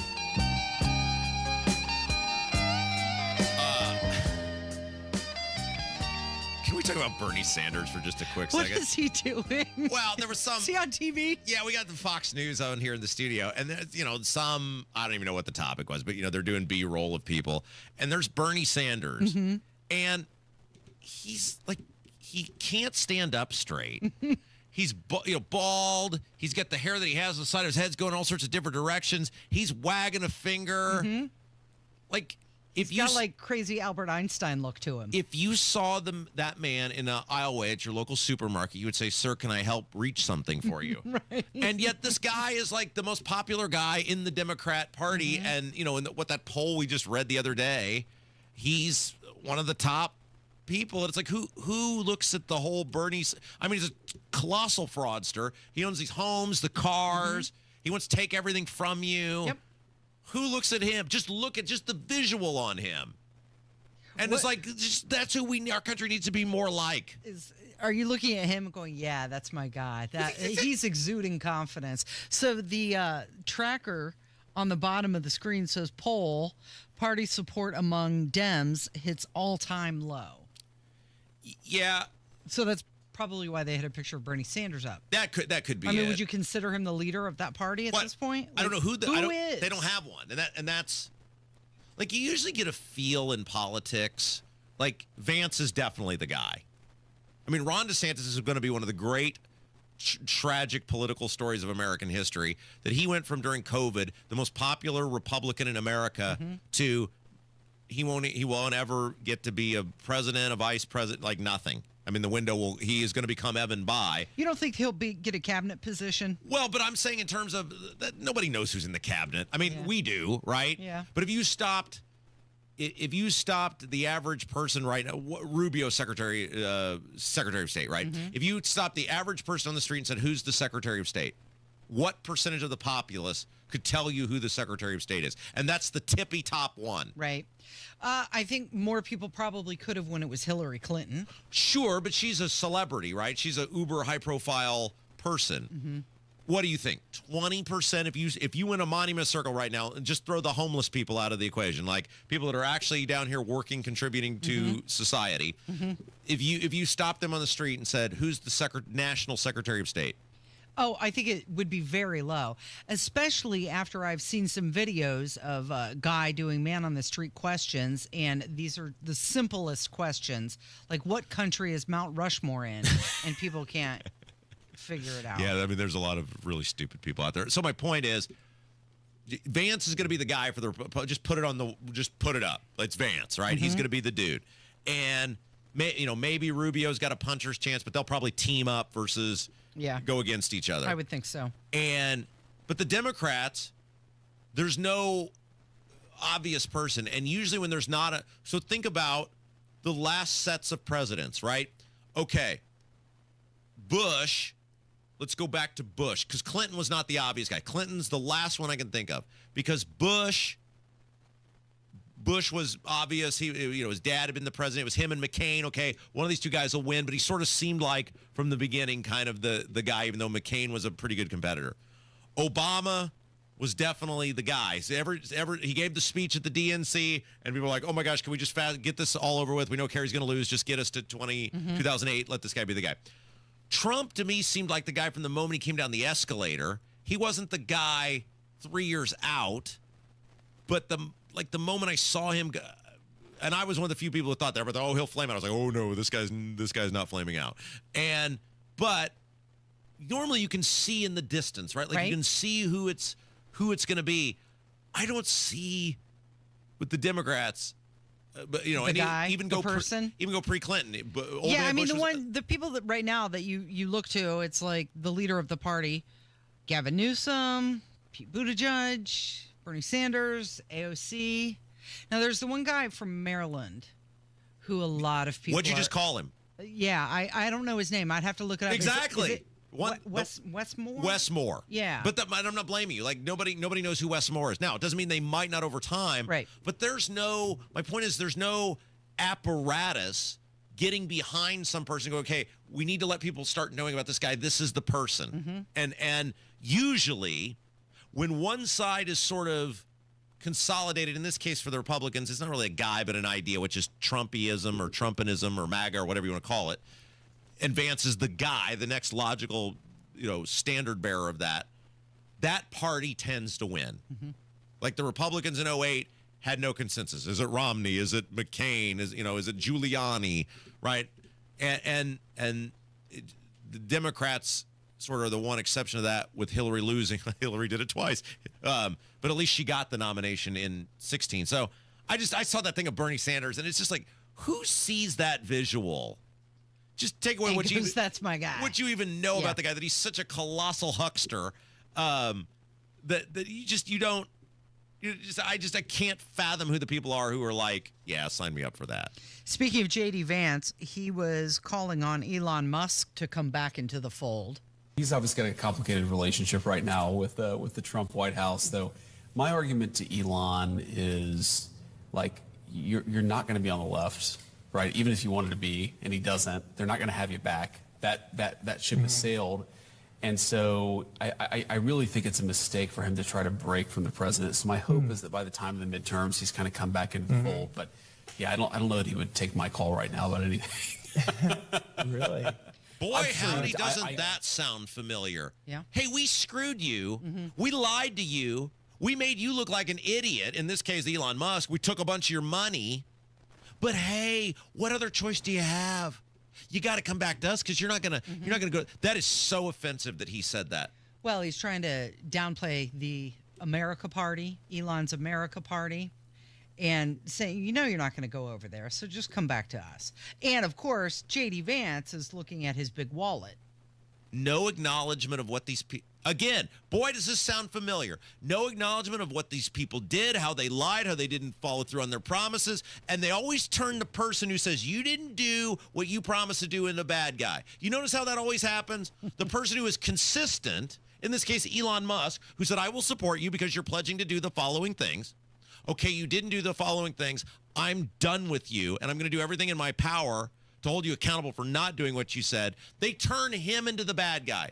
The people who follow through, the people who are consistent in what they want the country to be, and then the politicians, the narcissistic, self-absorbed, we're more important than everybody else, politicians always try to act like it's just professional gaslighting. Oh, he's going to have to come back to us because what choice do you He's got nowhere else to go. Yeah. I got nothing else. He does have somewhere to go, and that's whatever he wants to do because he's worth 200 and however many billion dollars, buddy. He can do whatever he wants to do. J.D. Vance, in the same interview, he was telling a story how he did not get an invite from Kamala Harris to go tour the vice president's house before they got inaugurated. No, I'd never seen it before, and there was a bit of a controversy. I don't remember exactly what had happened, but I think that normally it's customary for the outgoing vice president to show the incoming vice president's family the house. And we have 3 little kids, so I guess at the time our kids were like 7, 5, and 2. I guess Mirabelle turned 3 right before the inauguration, and so now they're a little bit older, but they had never seen this house, and Usha really wanted to show them. And so what we actually proposed is, recognizing the weirdness of the politics, can Usha take the kids over and just show them where they're going to be living for the next 4 years? And they were rebuffed. So we took some old diagrams and some old photos and tried to show the kids. Actually, a friend of ours in Cincinnati had a book about the vice president's residence, and so we would show the kids what it would look like, but that's as close as they ever got to it. But it's a really beautiful house. So President Trump always jokes with me that I actually have the nicest house because the White House is a bit of a fishbowl, as you know very well. The VPR is this beautiful sort of 150-year-old mansion, but it's got 30 acres of private property, private space. So it actually feels like a real family home for us, which is really nice. What a scummy person Kamala Harris is. Right.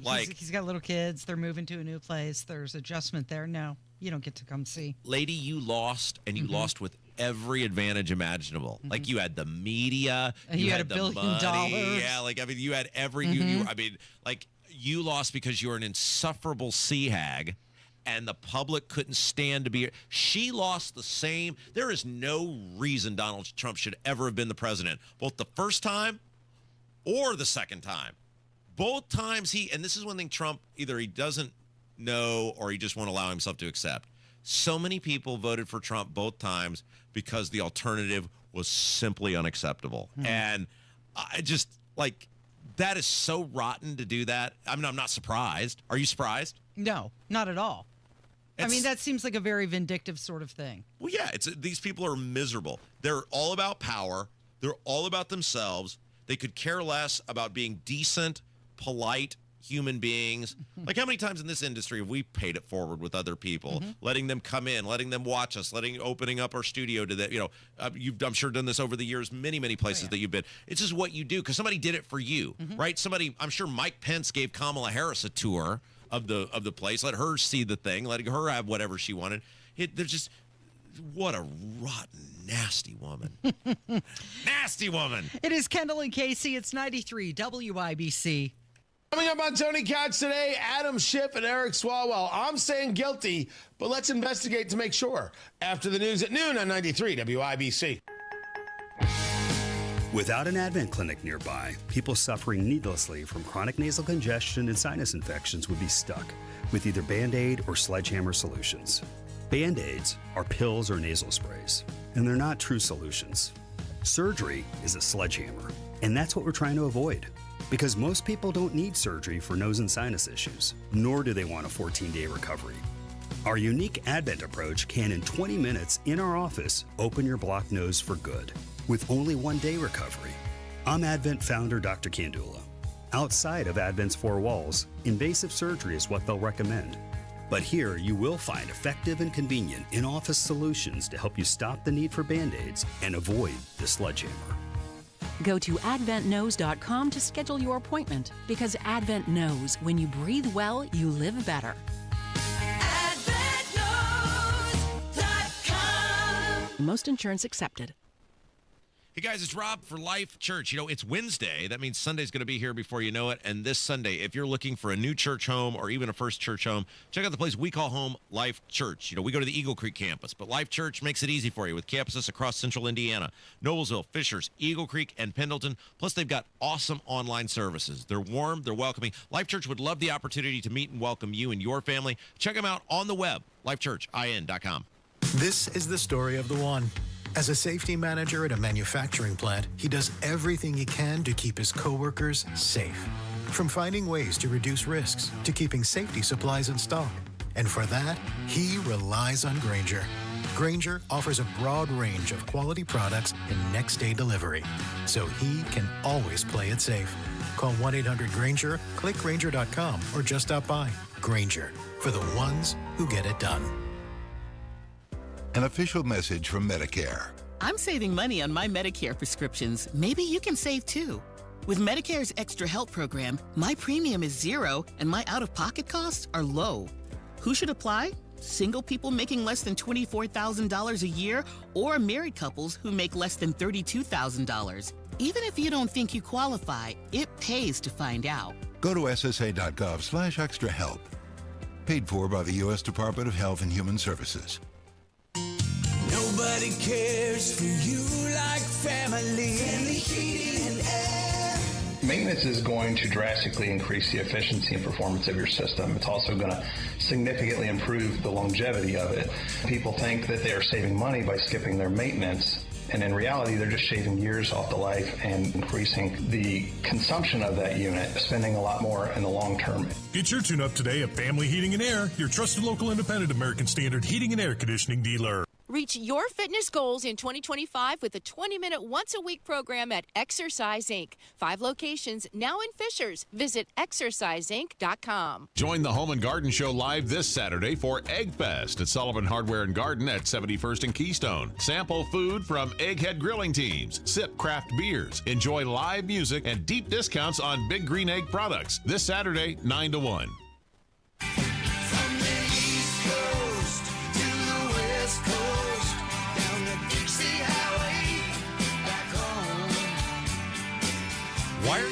angry that young people don't answer the phone? Nobody said I was angry about it. Oh, you came in before the segment. You were just livid about this. You saw some piece of data that young people don't answer the phone. Yeah, that's the thing that's got me worked up today, Rob. That's it. These darn teenagers aren't answering their phones. What's going on? What's happening? Oh, it's a new report that just says that teenagers no longer answer the phone. And is this a lack of manners or is it a new trend?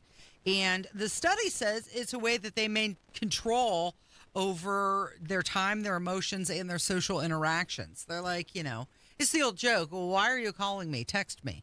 Yeah, how many calls do the young people actually get? I can't imagine it's a lot because they're texting each other, right? Yeah. But when mom or dad calls, they better pick up, right? It's interesting. I think about this. We talked about this in the sense of like watching stuff on the on demand now. Nothing special anymore because you can access it whenever you want. Right. So, like, here's a great example. Yeah. This is what a rotten son I am. There was some wrestling, old-timey wrestling thing that I had my dad tape, and I was all fired up about it. And every time I start to go over there to watch it, I'm like, I'll just get it tomorrow. Like, it's there. It's on the thing, the recorder or whatever. Yeah. And yesterday, he's like, I'm going to delete this in 1 week if you don't come over here and watch this because I'm sick of it being on my thing. Time's the ticket. And I was like, okay, well, now I got to go over there and do it. But there's nothing, when you have access to things at all times, the special nature of it, right? It sort of goes. Well, that's just like binge watching TV. You can get through a whole series now in a weekend. Right. Whereas before you had to wait it out and it was like Christmas, right? The anticipation. Oh my gosh, this cliffhanger, what's going to happen next? And now you can just plow through a show and it doesn't make the next show as exciting. Because you didn't have to think about it all night or all week. And so I think it's the same thing with like phones now. It used to be your conversation with someone or your interaction with them was special because you didn't know when you were going to get it again. Like if you called somebody, that was a special thing because there was no Facebook. You didn't see them. It's sort of why like people moving away isn't as big a deal anymore. Remember, like if you had family and they moved across the country, you were devastated, right? Because you would only see them a couple times a year at best, or you would have to talk to them on the phone. Now you can FaceTime, you can Facebook, you can whatever. Right. Like it's not that big a deal, and it dilutes the importance of in-person communication with people because you have access to it at any given time. Well, this article is saying that not picking up when someone calls is a new form of digital etiquette. It signals boundaries and respect rather than rejection or disinterest. Wait. This is their silent form of communication. Not talking to somebody is somebody. Yes. It's they don't want to deal with the pressure. They're just being polite and not picking up rather than telling you, "Hey, I don't want to talk right now." I don't think they know how to talk anymore. I think that's part of the I think that's part of the problem, and we've talked about this like with Kevin. I don't think people know how to interact in person anymore. Whereas someone like me craved in-person interaction. I'm far more impressive in person than I am on the internet, right? I think the modern people, the modern young people, I don't think they want anything to do with the in-person interaction. Yeah, when I was growing up, we always, the kids always went in and out of the side door. And, it had the screen door on it, and you could always tell when someone was running in and out of the house because it would slam shut. But whenever any of the friends from the neighborhood would come over, they'd go to the side door, and my mom always knew it was a kid. It wasn't a delivery man. It wasn't somebody for my parents because they would go to the front door. Yeah. Now, doesn't matter what door anybody goes to, you hear a knock on the door, and people freak out like, who's here? What's going on? Hide. Like, I don't want to talk to anybody. Oh, my gosh. I also think about, like, I lived right next to the high school as a kid. So when I got the age to where I was in high school, during summer school, Like, I would just literally go sit. Not saying I'd figure out when the more well-assembled girls had their summer school classes, but because it was a small school, there was generally one or two ways in or out. And so you could just sit there, and it was like some great military genius had designed this for me, where they were like funneling all of the girls through this one way to get out.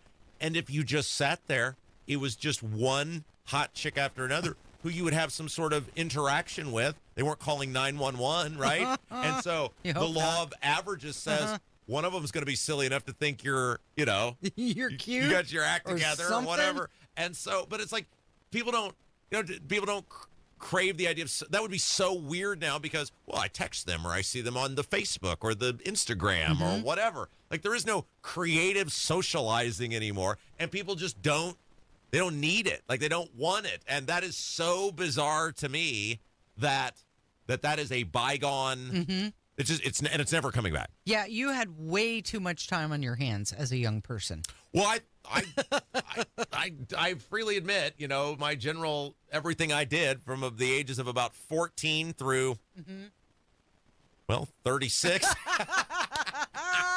was still about how long have I been married? As you're doing the math in your head, centered. I mean, but you just don't. People don't. It's different.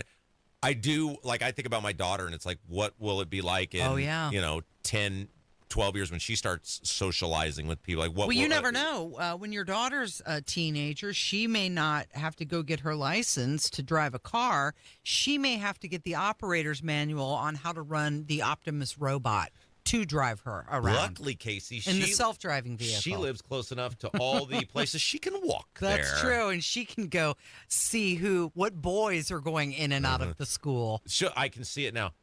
Aren't you Rob Kendall's kid? No. I get that all the time. No. You think she's going to deny you? Yeah. All right. You are out tomorrow. You're out Thursday or out Friday, and then you'll be back with us next Wednesday. If you're lucky. All right. Well, you behave yourself. You too. And that's going to do it for us today. Thank you, Rob. Thank you, Kevin. Thank you for listening. This has been Kendall and Casey on 93 WIBC. Greetings from R&R Agency, your Indiana health insurance pros, and a sincere thank you to our loyal customers for helping us to another record year. We recently saved a 62-year-old retiring couple over $800 monthly when compared to their COBRA offerings. We recently saved a family of 4 over $400 monthly when compared to their $7,500 deductible program on the ACA, and that's still Obamacare. We recently saved a small 4-man manufacturing company over $1,000 monthly and gave them better coverage. We feature coverages guaranteed to age 65, low out-of-pocket expenses, the largest networks in the country, and you can sign up anytime. If you are retiring early, self-employed, or need coverage for your small group, call us at 317-563-0868 or go to rragency.org. If you don't call us, we can't help you. What do you got to lose? Call us 317-563-0868 or go to rragency.org.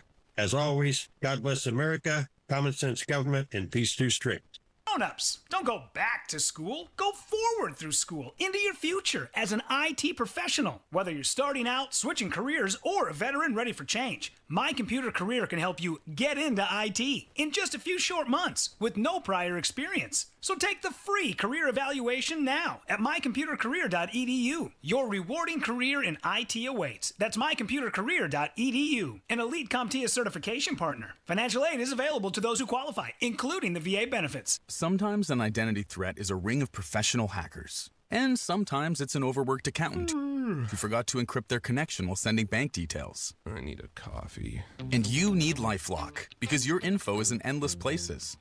It only takes one mistake to expose you to identity theft. LifeLock monitors hundreds of millions of data points a second. If your identity is stolen, we'll fix it, guaranteed, or your money back. Save up to 40% your first year with promo code NEWS at LifeLock.com. Terms apply.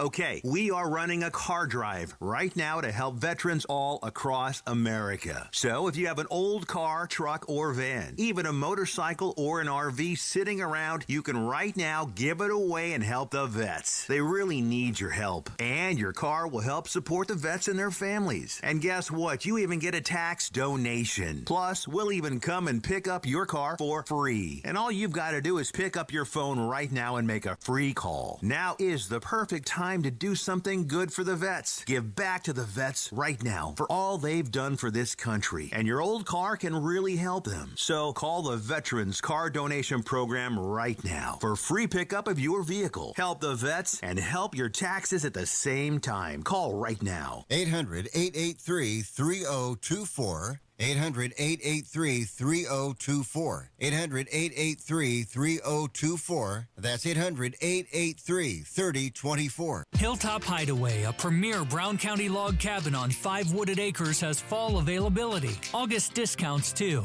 HilltopHideawayLogCabin.com.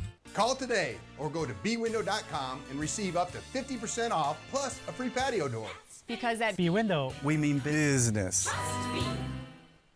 When was the last time you practiced your home fire escape plan? Be sure everyone in your family knows what to do if there's a fire. Get out, stay out. It's your fire safe response. Housing discrimination. Would you recognize it and report it? These folks did. My landlord said rent will be cheaper if we're friends with benefits. Because I'm legally blind, a landlord questioned whether I'd be capable of maintaining an apartment. Our real estate agent said a different neighborhood with people like us might better suit our family. To learn more about housing discrimination, visit HUD.gov/fair housing. Fair housing is your right. Use it. A public service message from HUD in partnership with the National Fair Housing Alliance. On the level, on the go. 93 WIBC Indianapolis. Coming up, Democrats suing to stop it. We've been calling for an independent redistricting commission. It'll be a slight relief. We'll get highs in the 80s. Help us make America safe again. This is the WIBC News at noon. Democrats from Indiana will be in Chicago soon. Mostly sunny and 80 degrees in the Circle City. More on your forecast in a moment. I'm John Herrick. Here's what's trending at 12 noon. They have a news conference set for 1:30 local time, which is 2:30 Eastern time there today. Those Democrats will be joining Democrats from Texas to talk about why they think redistricting is a bad idea. Indiana's Governor Mike Braun spoke recently with Vice President J.D. Vance about redistricting and the possibility of calling a special session. Jake McDaniel reports. Braun says it would be a process and would face many hurdles. I don't think any of these would proceed without Democrats suing to stop it. He tells WIBC's Hammer and Nigel he believes that for something like this to happen, there would need to be a long journey to get it through. Jake McDaniel, 93, WIBC Mobile News. If you ask Democrat Representative Mitch Gore, he says there needs to be changes. We've been calling for an independent redistricting commission for a long, long time. So you talk about what Democrats would do were they in power here in Indiana. That's what we've been calling for. He tells WIBC's Kendall Casey this is being brought up because of how power hungry President Trump is over securing Republican seats. Gore will be in Chicago this afternoon. A special session of the Texas legislature ends on Friday, but Republicans say they are not giving up on their plan to redraw congressional boundaries. If we still do not have quorum on Friday, the governor will immediately issue a proclamation for a second called special session. House Speaker Dustin Burrows says the governor has vowed to call as many special sessions as needed. Each one will cost the state more than $1 million when you factor in lawmaker pay, security, and electricity for the Capitol building. That's paid out of the legislature's operating budget, which means there's less money available for other things. A few storms are possible this afternoon, mostly south and east of Indianapolis, with only a brief cool down before temperatures rise again this weekend. It'll be a slight relief. We'll get highs in the 80s, but lower dew points will help as well, and then we'll heat right back up. Looks like Friday into the weekend could be relatively hot, and it feels like temperatures will be closer to 100 and possibly even slightly higher than that across portions of the state. That's Greg Mello with the National Weather Service in Indianapolis. The state says they got some good news in regards to growth in education. Johnette Cruz reports. Indiana's reporting a big jump in third grade literacy rates. The latest iRead assessment shows a nearly 5 percentage point points increase, with 87% of students now reading proficiently. State leaders say the success is thanks to strategic investments in early literacy, with Governor Mike Braun calling the growth an example of how we are leading the nation in education. Jeanette Cruz, 93 WIBC Mobile News. An opinion battle on immigration. That story and more next on 93 WIBC. Coming up on Tony Katz today, Adam Schiff and Eric Swalwell. I'm saying guilty, but let's investigate to make sure. After the news at noon on 93 WIBC. A protest against ICE in southern Indiana. Jarrett Lewis with that story. A few dozen people gathering outside the Jeffersonville ICE facility on Tuesday to protest. The group, called Do Something Southern Indiana, said what ICE is doing by conducting raids and holding people at these detention centers is inhumane. Some protesters suggested that the motive behind the raids is more about financial interests rather than public safety. They're encouraging law enforcement to stop aiding ICE agents and rounding up illegal immigrants. Jarrett Lewis, 93 WIBC Mobile News. What about space for immigrants? Is there enough of it? Ryan Hedrick reports. The acting director of ICE says the Midwest, especially the central U.S., doesn't have enough space to hold people detained by his agency. For us to accomplish our mission, we need cooperation from states like the state of Indiana. Todd Lyons on WIBC's Hammer and Nigel says the agreement with the Speedway Slammer in Miami County will have about 600 to 1,000 beds for people convicted of rape, murder, and being gang members. Really going to help us make America safe again. There's no timetable on the opening of the so-called Speedway Slammer. Ryan Hedrick, 93 WIBC Mobile News. When you hear the term child support, you might wonder how often children are getting the financial support they need. August is Child Support Awareness Month. And now, a WIBC News Spotlight. The state has what's called the Indiana Child Support Program. It's administered locally by county prosecutors, and it serves more than 200,000 families across Indiana. Last year, county prosecutors, county clerks, and the Indiana Child Support Bureau collected more than $498 million to be sent to Hoosier families. Kent Eastwood is the Boone County prosecutor, and he says his office got a chunk of that money that really made a difference. But we have some great people that work in our office, and so, yeah, we were able to collect last year $3.4 million for the people in Boone County, for the families in Boone County on child support. He says you can always get in touch with his office to help out with that, and they provide free services. Well, first off, if you're a Boone County citizen, I would send you to the Boone County Prosecutor's Office website. You can just make sure when you Google it and when you type it in, do a search for Boone County, Indiana, because there are other Boone County places out there. And the number to call is 765-483-4485. But there's another way you can get in touch. But also, there's a kids line you can call. There's a 1-800 number. It's for the Indiana Child Support Bureau. That's 1-800-840-8757. August is Child Support Awareness Month, and on Thursday, you'll hear about the challenges that come with hunting for and providing child support. A new device is capable of spotting meningitis in babies with 94% accuracy. The non-invasive ultrasound device is an alternative to a spinal tap, and it was developed by scientists at the Barcelona Institute for Global Health. I'm John Herrick, on the level, on the go, and on WIBC.com.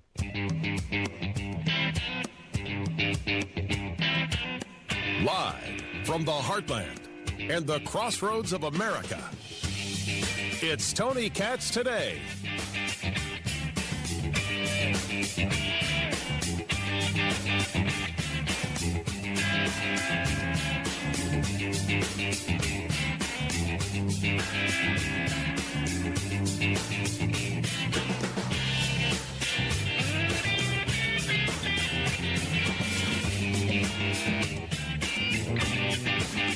A few short months ago, I became chairman of the Kennedy Center, and we completely reversed it. We reversed what was happening. We ended the woke political programming, and we're restoring the Kennedy Center as the premier venue for performing arts anywhere in the country, anywhere in the world. This has the potential to be anywhere in the world. We're going to make it something that people can't even believe. We have some unbelievable plans, and ultimately it's about the talent you get, though. You know, you can have a beautiful building, you can have nice marble walls, you can have nicely done columns, as I was saying, but if you don't have the talent on the stage, and we're going to get the best talent in the world. To that end, the world-renowned musical Les Mis had a phenomenal 5-week sold-out run this summer. It beat projected revenues by 35%, and we've raised over $10 million in private funds from a lot of generous donors. Well, I guess everything's working well at the Kennedy Center. That's President Trump today making the announcements of who is going to be honored by the Kennedy Center. And the list is a good list. You've got Gloria Gaynor there on the list. You've got Kiss on the list. No, we're not saying your Kiss is on my list. That's Yacht Rock. We're talking about the band Kiss is on the list of who some of the honorees are going to be. Cool. Great. Wonderful. You've got George Strait on the list. I don't know if it means anything to anyone anywhere at all. Did I say hello, Tony Katz? Tony Katz, what's going on, everybody? Good to be with you. Meaning that, the Kennedy Center is all fine and good, but it isn't how the rest of us think. We're thinking about the border. We're thinking about economy. We're thinking about our families. We don't have time for this.